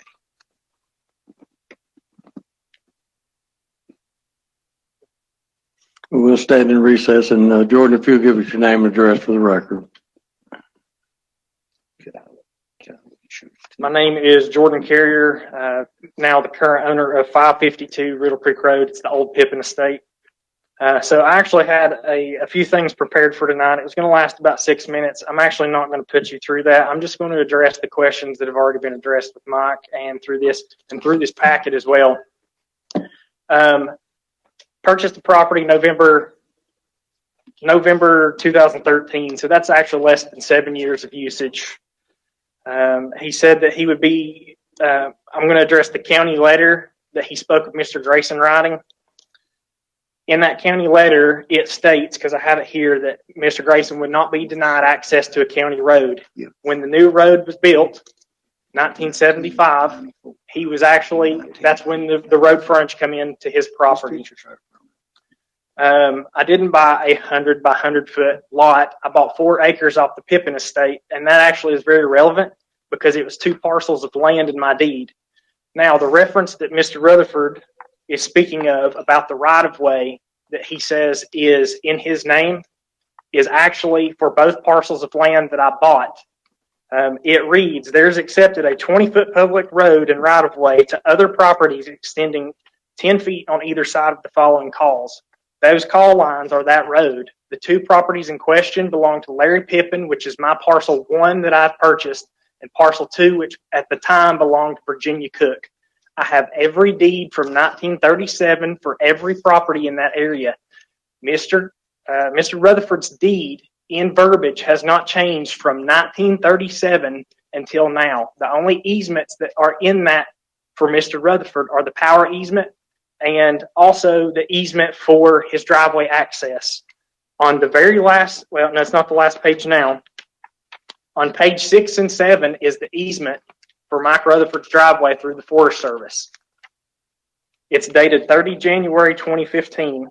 At the very bottom, it talks about owner agreements changing hands. So in this case, from Mr. Grayson to Mr. Rutherford. On the top of page 7, it reads, this easement shall expire on 12/31/2028. At that time, if the grantee, which would be Mr. Rutherford in this case, still needs access to a single-family residence, the easement will be reissued for a period of 10 years. I spoke to Matthew Gilbert personally of the Forestry Service, and he said in his years there, he's never seen a driveway revoked for any reason other than non-payment of the easement. In their legal documentation, it says that if he needs it, it will be reissued. Also, starting on page 1 of this document, I'd like to show this is just a text conversation between me and Mike. Me and Mike are actually very cordial to each other. I still respect Mike. He's my neighbor. After this, I would like for some way for us to remain cordial. Just the middle one that's highlighted says the surveyor just said the land does not meet my road. It's just stating the fact that he knows that the road doesn't touch his area. The second page is a text message conversation from the previous landowner of my property, Ricky Poe. His wife is Mrs. Poe in this letter. The only thing that this shows right here is that there was a letter that Mike taped to their door on February 24th. The landowner, Ricky Poe, and I'll read the letter here in a second, says this, hope this can help some. He knew he didn't have a right-of-way to his property because he wanted Tammy to have it added to the deeds, and he wouldn't do, and we would not do it. So the third page is just showing where he tells it's on February 24th. Now the fourth page, and I'll read this letter from Mike Rutherford to Mrs. Poe. Will you please call Jim Montgomery at the Sullivan County, Tennessee Highway Department? After talking with the county, I was advised before I can keep your dad's right-of-way that you need to call the highway department and have it added to their plat. It records Mr. Montgomery's phone numbers, and then it says thank you and has Mike's phone numbers. Now, after this, I would actually like to defer to Jim Montgomery for his opinion on this letter, if the conversation and how it went between him and Mike. The next page just shows the date. That way we can see that I'm not the owner of this house at this time. This is in between the negotiations of the house and us closing on this property. Offer had already been accepted, but on February 24th, we still do not own this property. On the 8th page, I believe it's an old survey map from 1983. This shows from Mr. Grayson, the previous property owner, that there is no question that this road does not touch his property. In no way does it cross anywhere, and I've highlighted the area at the bottom left corner of this map. The very last page that I have is my current survey. In this current survey, I want to make a correction on why this shows the way it does, and I think confusion comes from this survey. As part of the survey, everything is noted. The location of the creek, the entrance to the driveway, the old call lines, everything else. It shows the gravel road with the end of county maintenance. That end of county maintenance is where, to my understanding, it was no longer gravelled by county. At that point, as Mr. Rutherford spoke of, it goes across his property. And in this is not the old roadbed. This is what Mike himself had gravelled. And this is what the surveyor saw in 2019. I would like to address just a few of the comments that were made. Of course, the two right-of-ways, or I'm sorry, not the two right-of-ways, the verbiage where it says there's accepted a 20-foot public road right-of-way to other properties. The right-of-way term here is it's a road. It's a road that's 20 feet wide that goes to multiple properties. I own both parcels of that property. There are no express easements in any of my deeds and Mike Rutherford's deeds for our respective properties ever. The access from the house to the building, if he cannot access his property, his building from his residence, how can he come from his residence on a side-by-side, which I have on camera, coming from his property all the way to mine without going around? That right there is, to me, is just, I'm not going to get into that. As for the power company easement, I worked for the power company for 5 years before I changed jobs in October. A power company easement, it's not conveyed over from Mike's property to my property. If the power company wanted me to have power, there would be no issue with me getting power from a different source. And there's no easement conveyed from James Grayson or from any other party regarding the power issue. I think that's all I need to address. I would really like for Amber Torbett to spread some wealth on this, and Jim Montgomery for his opinion, if that's possible. I would, Amber, if you could come up, please, and just kind of maybe give like a synopsis of how all this came to be, you know, just something brief, and I guess this resolution is in fact a recommendation from the Planning Commission to close the road, but if you could please. Before I turn it over to her, before I forget, I do want to address one thing. The issue with the road that we had talked about, the driveway for Mike's property, this was something that I offered initially. I never offered to pay the full price. I offered half because it would be half his and half mine. The thing that changed was I told him I would like to have deeded ownership of that as well since I'm paying. And a later conversation, I said, this is going to be on your property. I want no part of it. I don't want a deed that has my name on it because it needs to be something that's yours. I offered to pay half of that. And that was something that I recommended because we couldn't come to an agreement with, we thought it might go in front of the county and things like that. This was all tried. I tried to avoid every bit of this. And I just wanted that to be stated on the record. Thank you, Mr. Chair. Amber. If I could, Jordan, if you could come back to Mike, I just want to clear this in my mind. So you have, like that $9,800 estimate that Mike got, you have offered to pay for half that? So the initial, the way this started is BTES has a power agreement that was from 1994. It runs down part of Mike's property, and per their agreement, BTS has to keep this clear. BTS mains BTS will clear everything that is in their power line. A driveway from David Hacker, lead engineer at BTS, A driveway cannot be less than 16 feet below a power line. I talked to him. He said that you can snake it between the power lines. You can do anything you want on that easement when it comes to a driveway. It's already clear. There are no woods there, and it does require grade work. So I offered to pay half down the power line easement, and that was the original agreement. Now, this is on Mike's property. I'm not going to tell him where he should put this easement or this driveway. I think that if he wants it somewhere else, then that's his prerogative, and I applaud him for wanting the right thing.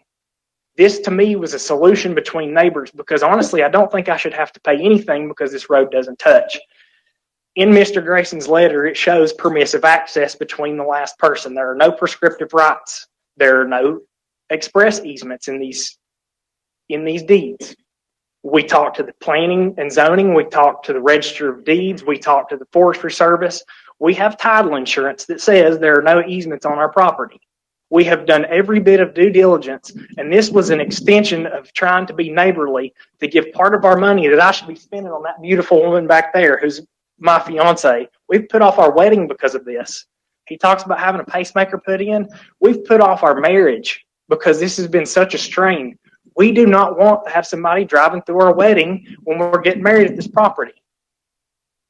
But that's neither here nor there. I think that this should be a civil matter between myself and Mike because I would like to restore some type of peace. I think the road does not touch, and it's proven.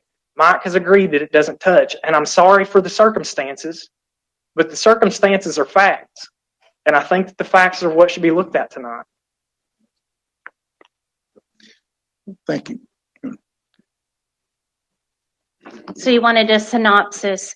The way it works, if an applicant, a landowner, has a paper street, and a paper street is something that's on the tax maps, but not maintained by the county as an actual through street or traditional road. In this case, it was on the tax maps. The tax maps are actually very misleading. They don't line up with the survey. So the way this works is there are forms that the county attorney's office had prepared for us many, many years ago, and we use that for all applications for these individual requests. There's a form that they have to sign where they waive their rights should the road be quitclaimed back. They're not going to ask the county to go back in and then pave it after it's been quitclaimed. It's for damages and so forth. Then there's a form to petition it to the county. And so we require that any tract of land that touches this right-of-way be signed by all parties. And so if you study the survey that was presented to us, the first survey, it only affected Mr. Poe's or Mr. Pippin's property, and their heirs are the Poes. And so I only needed those signatures.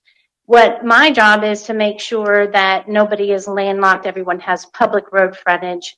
I don't do a title search. I don't study deeds going all the way back to the 30s. I present the public records and the application to the Planning Commission. We do require a survey. The Pippin family prepared the survey, so we had an accurate representation. I went out to the property and took pictures. I don't know if you've actually seen pictures. If I have them if you need to look at those. Of the actual roadbed, it's just a gravel driveway. It does not serve the general public. And so I presented that to the Planning Commission, and they unanimously recommended to you all to complete the process to close the road. Okay. Does anyone else have any questions of Amber? So Amber, you're recommending this to the full commission, correct? The planning? Yes, it goes before the Planning Commission. Okay. And previously the steps are staff, Highway Department, Planning Commission, Executive Committee, County Commission. Okay, thank you. Mm-hmm. Is that you recommend adoption of the resolution? To quitclaim it back to the adjacent landowners. Larry Crawford? Yes, Amber, let me ask you this. With all that you've studied on this and everything, are there going to be any legal ramifications if we decide to pass this ordinance? I'm not an attorney. From a planning standpoint, as long as everyone has public road frontage and access to their property, in other words, there's not some physical feature like we've seen it where people it looks like they touch a county right of way, but maybe Boone Lake is in the way or something like that. But if you have full access, full public road frontage, then we don't consider Mr. Rutherford in this case landlocked.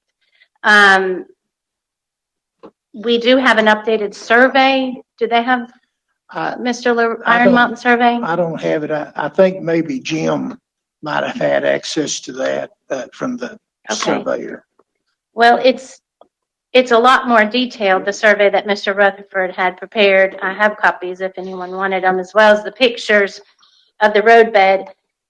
If you go out there, the roadbed follows a creek. Traditionally, counties, you really don't want to maintain a road that's right next to a creek. Nothing about this would meet our road design standards. But do we need to distribute these surveys? I mean, this is something that's in our record. I'm not sure that would add to the. Okay. Well, that's fine. Larry, did you get your question answered? Has that road been maintained at all by the county in the past couple of years? I think that's really a question of the highway department. Yeah. Okay. Okay. Mr. Glover, and then Mr. Gardner. Thank you, Mayor. I don't know how to put this, but I'm just going to be honest about it. I don't think this county commission is a judge and jury. I think that both parties. My recommendation is to get you a lawyer and work this out with your local court system. I think that would release this county from any type of litigation. I'll refer this to Dan there for backup on it, but I don't think that we should be a judge and jury on this. I think we need to approach this in a cautious way and let the two landowners work it out with a private attorney. That's just my suggestion. Mr. Gardner. Thank you, Mayor. Thank you, Herschel, because that was actually the direction I was wanting to go, and I was just wondering if it would be out of order if we did ask Attorney Street to remind us of what he said a week ago. In regards to this to me does sound more like a civil matter more than it does a commission matter. So if you could remind us of anything that you stated about this a week ago, I'd appreciate it. It's always in order to get advice from a good attorney, and we got a good attorney in Mr. Street. Mark, you want to? Oh, I thought you might want to, Mr. Street. Thank you, Mr. Chairman. I just made a couple of notes here. Let me read them so I can keep this as simple as I can. This is not a request by the highway department to close this road. This is a request by a private property owner. In that situation, we close roads if the owner of property that touch these roads agree. As Amber just said, it is her recommendation to quit claim it back to adjacent property owners. Our policy has been if adjacent property owners want the road closed and the county highway department doesn't oppose it and the planning commission doesn't oppose it, then we're fine with it. But we know that we're not going to get into any trouble because the adjacent property owners are all in agreement. Mr. Carrier and Mr. Vance have said, and I don't mean to drag Commissioner Vance into it, but he said that Mr. Rutherford does not touch, that his property does not touch the county road. Now, I was of the impression that Mr. Rutherford says his property does touch this county road. So I would like to ask Mr. Rutherford straight out, does your property touch this county road? According to the surveyor, I thought that it did. Well, you say you thought that it did. I need a yes or no answer. What's your position? Does your property touch this county road or not? As far as I know, it does. So we have a dispute. One party says it does touch it. One party says it doesn't. This is not the county's request to close this road. This is a private property owner's request to close this road. If we close this road against permission of Mr. Rutherford and his property touches this road, That's condemnation. He could sue us for condemnation. Thank you, Dan. Mark?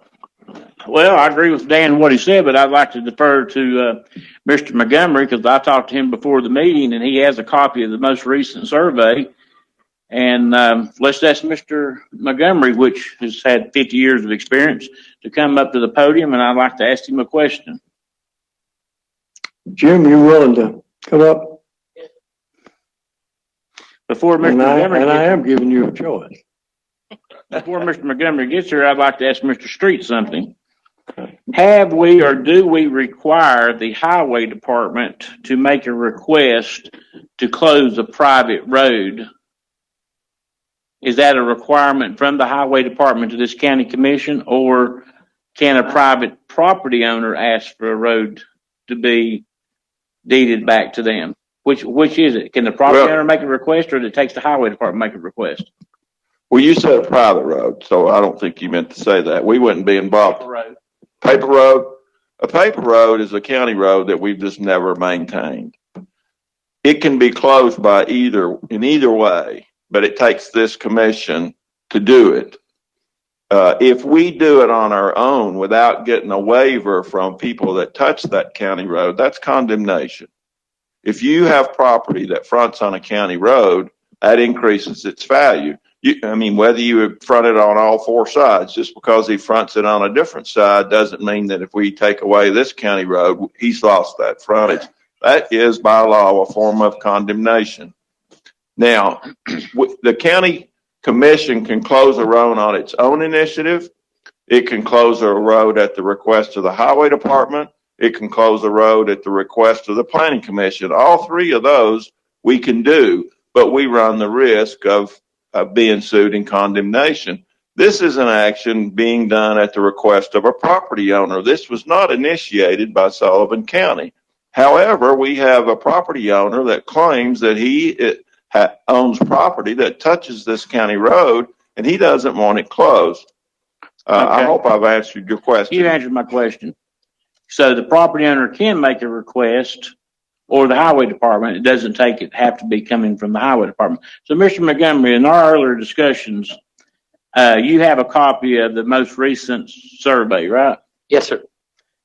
Does Mr. Rutherford's property touch the road that we're discussing about? What he has been using as his driveway that we've been talking about, touching the road, no. There's probably, according to his own survey, now this is not my survey, this was done by Ty LaRue of Iron Mountain Surveys. I've got a copy of it here. In fact, Ty and I have discussed this several times in the last few weeks.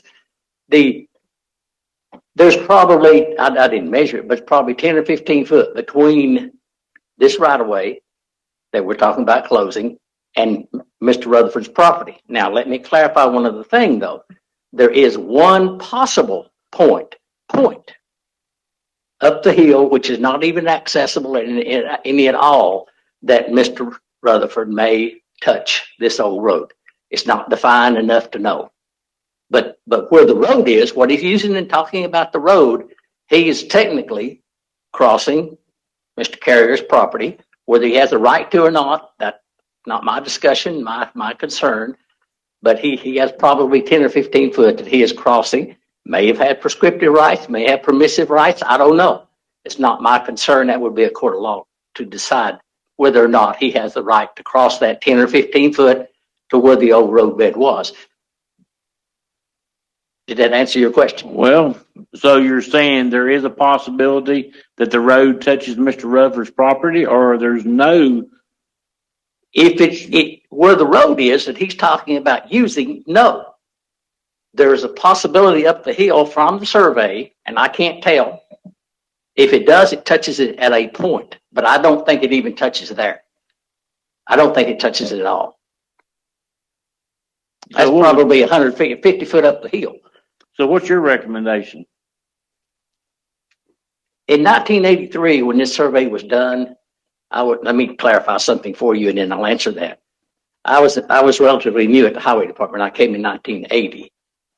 I did this initial survey of changing the road from here to the top of the hill. It was a very steep turn, for Riddle Creek coming down the hill and back to Pippin, now Carrier's property. Mr. Wilson, J.D. Wilson, Commissioner of Roads, had a survey up above Mr. Pippin's property and straightened it out and rebuild the road in 1983. I was not informed or did not know enough about county government at that time to realize that the road this whole part of the road should have been closed back in 1983. I did not know that. I thought Mr. Wilson did that, but he did not. I determined that nothing had been done on this road as far as the closing or maintenance on this road from 1983 until, like was mentioned here earlier, 3 years ago, I think it was, Mr. Pippin contacted us and asked us to rock down to his driveway, which is about half the distance we're talking about to Mr. Rutherford's property. At that time, because it had not been closed, I concluded with our foreman, yes, we needed to rock that because this had never been officially closed. Most of this road's even in grass. Well, not most of it, half of it anyway, is in grass. You can't even tell where it is. So I thought it had been closed, found out it had not been. Tax map is definitely wrong. It has it located in the wrong place. They're on hold right now to decide what we do with this before they straighten their tax maps out. I think the road should be closed subject to any rights that Mr. Rutherford may have. I don't think we can determine whether he has a right to use this part of the property or not. But that's my opinion. I have to defer to Dan as a legal opinion of this, not me. Thank you. Any more? Randy? No, I don't have any questions, Jim. Anybody else? Thank you, Jim. Dan? Mr. Aker? Having heard what Jim says, have you got any different opinion or anything, or? Well, who was it? Somebody, I think it was said that we shouldn't serve as judge and jury here, or some comment to that effect. And I think that we shouldn't. I have a lot of confidence in Jim Montgomery. He has served this county well for many, many years, but we really can't get into arguments about what this survey says and what that survey says. You heard, I asked Mr. Rutherford if his property is adjacent to this county road, and he said it is. Who are we to say that he's wrong? Now, if you want to, we can choose to close the road and find out who's right or wrong, but we're going to be pulled into it or potentially pulled into it.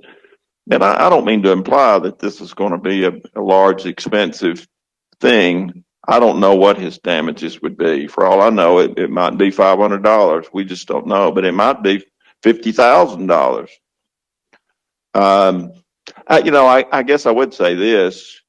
To me, when Jim Montgomery said that he felt like the property was adjacent at one point, to me, a point is a point. And is that what you meant, Mr. Montgomery, a point? I would discount that. That point is not going to be of value because you can't get a car across the point. So that is really meaningless. So we're back to the road. But I asked Mr. Rutherford if his property is adjacent to this county road, and his answer was yes. So we're being asked to choose sides. We're being asked to decide whether or not we want to close this road with one arguably adjacent property owner asking us not to. And I mean, I can't say it any simpler than that. We usually don't get involved in that. We didn't initiate this. It's something we do to assist the citizens. And in this case, one citizen wants it and one citizen doesn't.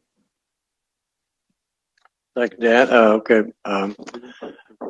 Mr. Cole first and then Vance. So, Dan, we've already established that we could face litigation. I guess my question to you is, if it gets voted up, will we, in your years as a county attorney, will we be setting a precedent here? And would we open ourselves up for subject like this from here on out? No, we wouldn't be setting any precedent.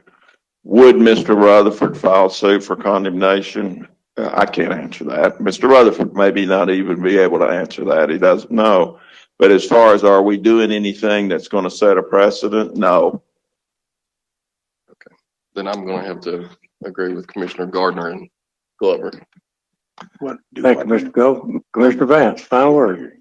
Yes, sir. I don't want us to forget what is in stake here. The question is purely whether the property touches Mr. Rutherford's property, and it doesn't. But the thing that bothers me about this is Mr. Carrier is in the process of wanting to purchase this land. And one of the problems of why he needs this road closed is for him to build a building on the back of the property. And he doesn't have enough land back there to get it approved to build a building at the back side of his property because of the road where it lies through his property. Voting against this, you're voting against an opportunity for a person to use their property for that property to develop. So we're going to take one point and it's going to basically stop him from the ability to build on his property and purchase that property and make that his home. I wish that Mr. Rutherford and Mr. Carrier would come up to an understanding where both of them would agree to it and the county commission wouldn't have to make the decision whether to abandon this road and do a quick claim. But I'm going to vote for this resolution and hope that Mr. Rutherford and Mr. Carrier can work out their indifferences. Because I don't think, in my opinion, there's enough evidence to me to prove that that property touches Mr. Rutherford, that he'd have any given right to that property if we closed that road.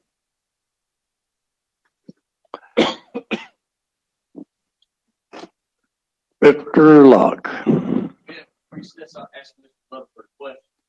Punch button. I'm sorry. We recess so I can ask Mr. Rutherford a question. Yeah, I'm sure Mike would be happy to. Mike, would you answer a question from Honor? Out of all the surveys you've seen, where does your property touch the road? You say it touches it, or you think it touches it. Where does it touch it out of all the surveys? Where it touches is where the 2 points up at the other end of the road, and also where the county put the culvert in. Is it shown on the surveys that your property touches the road? That new survey has got the culvert in where the road is. Does it show that your property touches the road? It touches the paper road. It does. Okay. Okay, thank you. I'm sorry, somebody else wanted to be recognized. Did I miss somebody? Mr. Carrier, Joe, you're recognized. Okay, thank you. Let me ask the commissioner, do you think that if you postpone this for a month, it'd give them time to try to work something out to make sure before we do yes or no on this? And they could have it resurveyed, they could get some litigation done, whatever they need to do. Maybe they can solve it between themselves, and then we can vote it up or down next time. Joe, the best thing I know to do is just they're here. Let's ask them. Mike, can you come up to the microphone, please? And after that, Mr. Carrier, self-recognition. So after this, Randy. You heard the question that Commissioner just asked, Commissioner Herron. So what do you think? Well, my attorney has already contacted Mr. Street over the situation. I'm ready to go to Chancery Court. My attorney's ready to file it. File it with the court if that needs to be done. Okay. So you're saying that you don't think you and Mr. Carrier can work out anything in a month?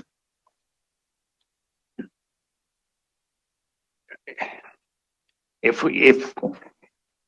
he still wants to pay half the driveway, and if we get somebody out there, Well, is that a yes or a no? I'd say let's postpone it and I'll consult with the attorney and see what the attorney advises me to do. Has he got more than one question? Could we, I tell you what, you've only got 2 quotes, don't you, on that No, driveway? I've only got only one guy give me a quote. Okay. So you're saying you could work out, you'd be willing to work out something if possible with Mr. Carrier? Yeah, if it would be reasonable. If we could hear from Mr. Carrier now. Thank you, Mike. Mr. Carrier. Jordan, I would pose the same question to you that Commissioner Herron asked. I will answer that. The first thing I do want to address, though, is the very first page of this packet that I've given you is a personal text message from Mike saying that the road does not touch his property. And I'd like for that to be known on the record. It's the very first page on this packet.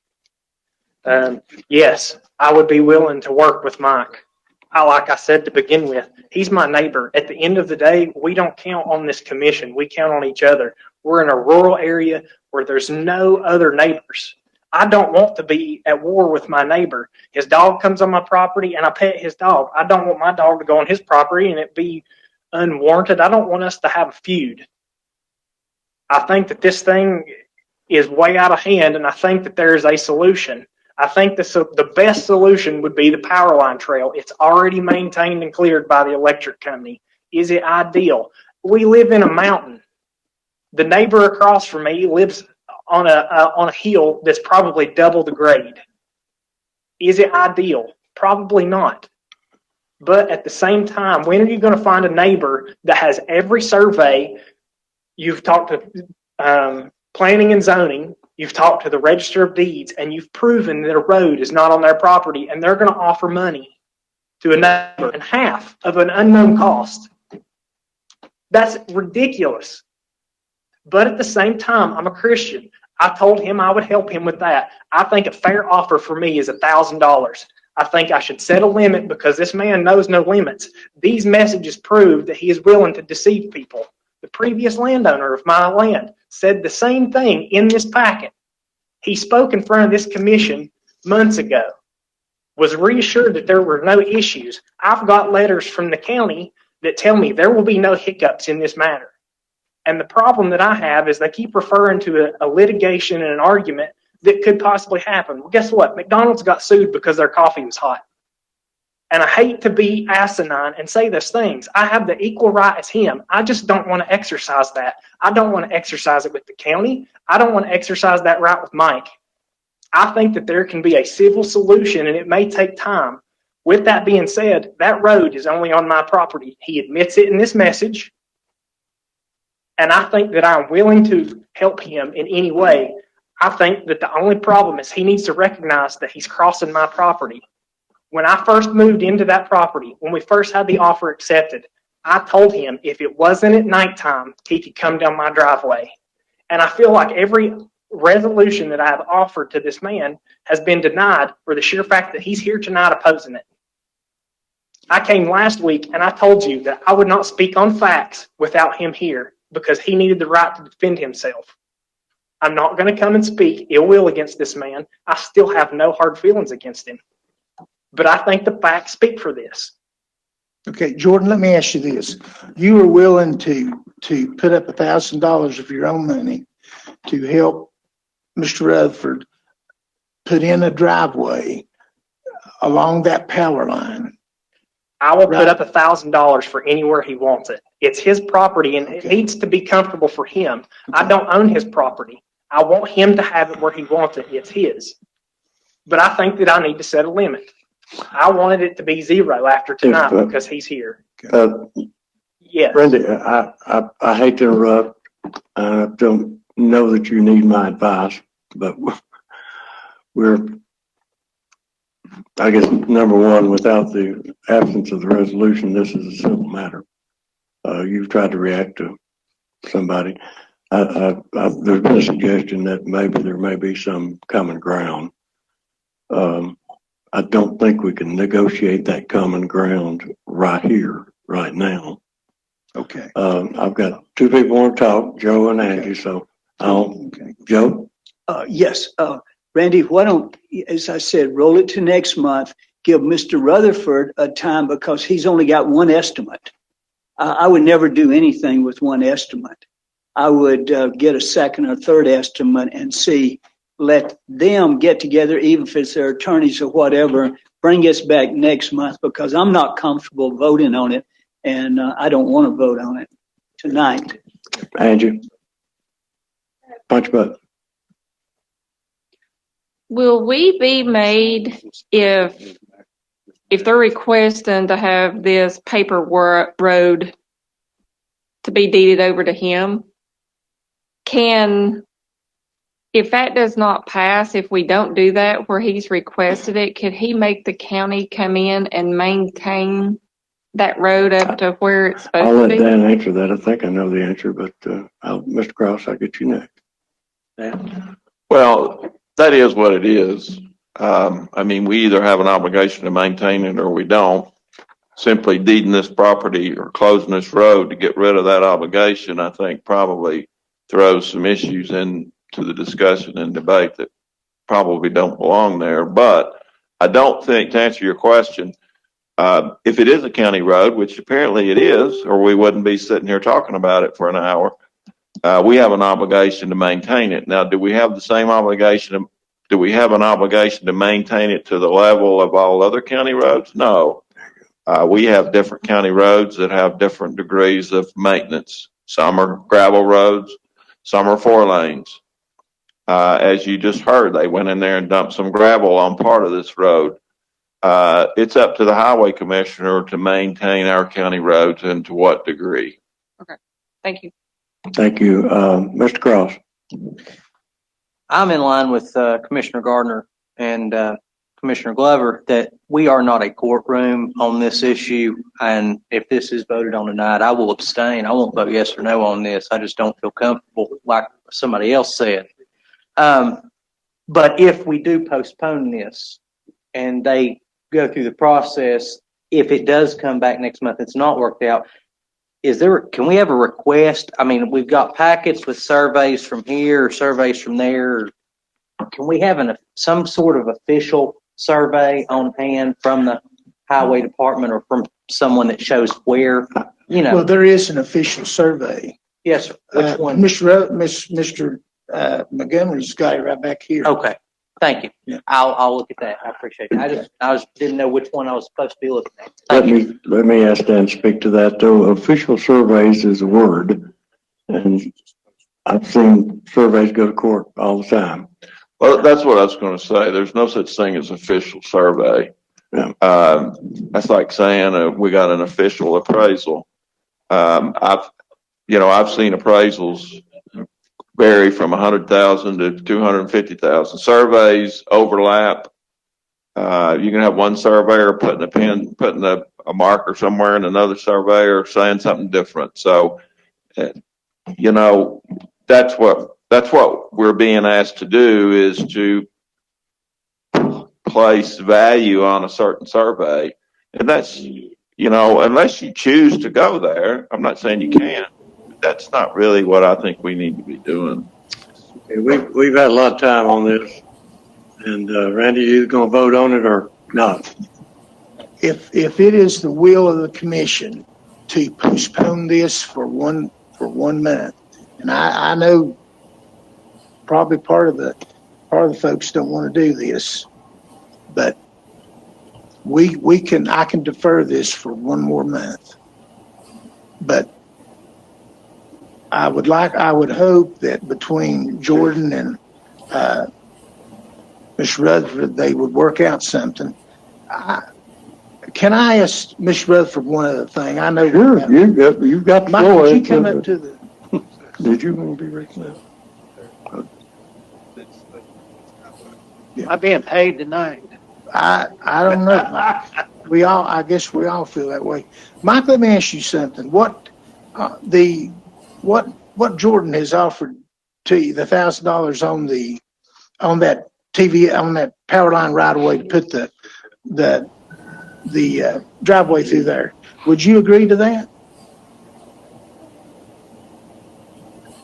not if we use the same surveyor, maybe, or I mean, the same contractor. Where I goofed up was I told the surveyor that or the contractor that me and Jordan was going to split the cost. So maybe he thought he had two suckers on the line and just jacked it up. Well, my question was, I guess if you guys could come to some agreement on it, that surveyor's question here, Ty, the surveyor's name was LaRue. Ty LaRue. Is that who you're quoting?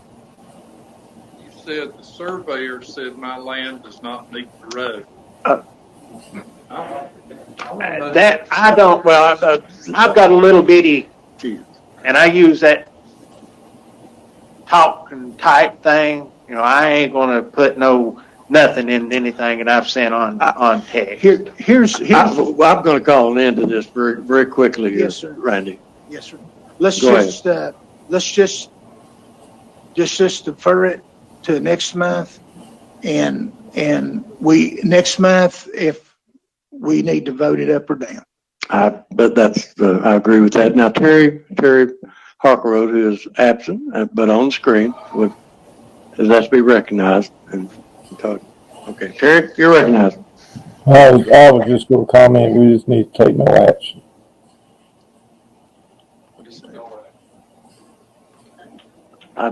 I did not understand that, but okay. Thank you, Terry. I think the sponsors agreed to roll it. Without objection, roll to the first item on the next calendar. Folks, you've been sitting here for 2.5 hours, and we've handled two out of 20. So when we come back, let's get saddled up and do this. 15-minute recess.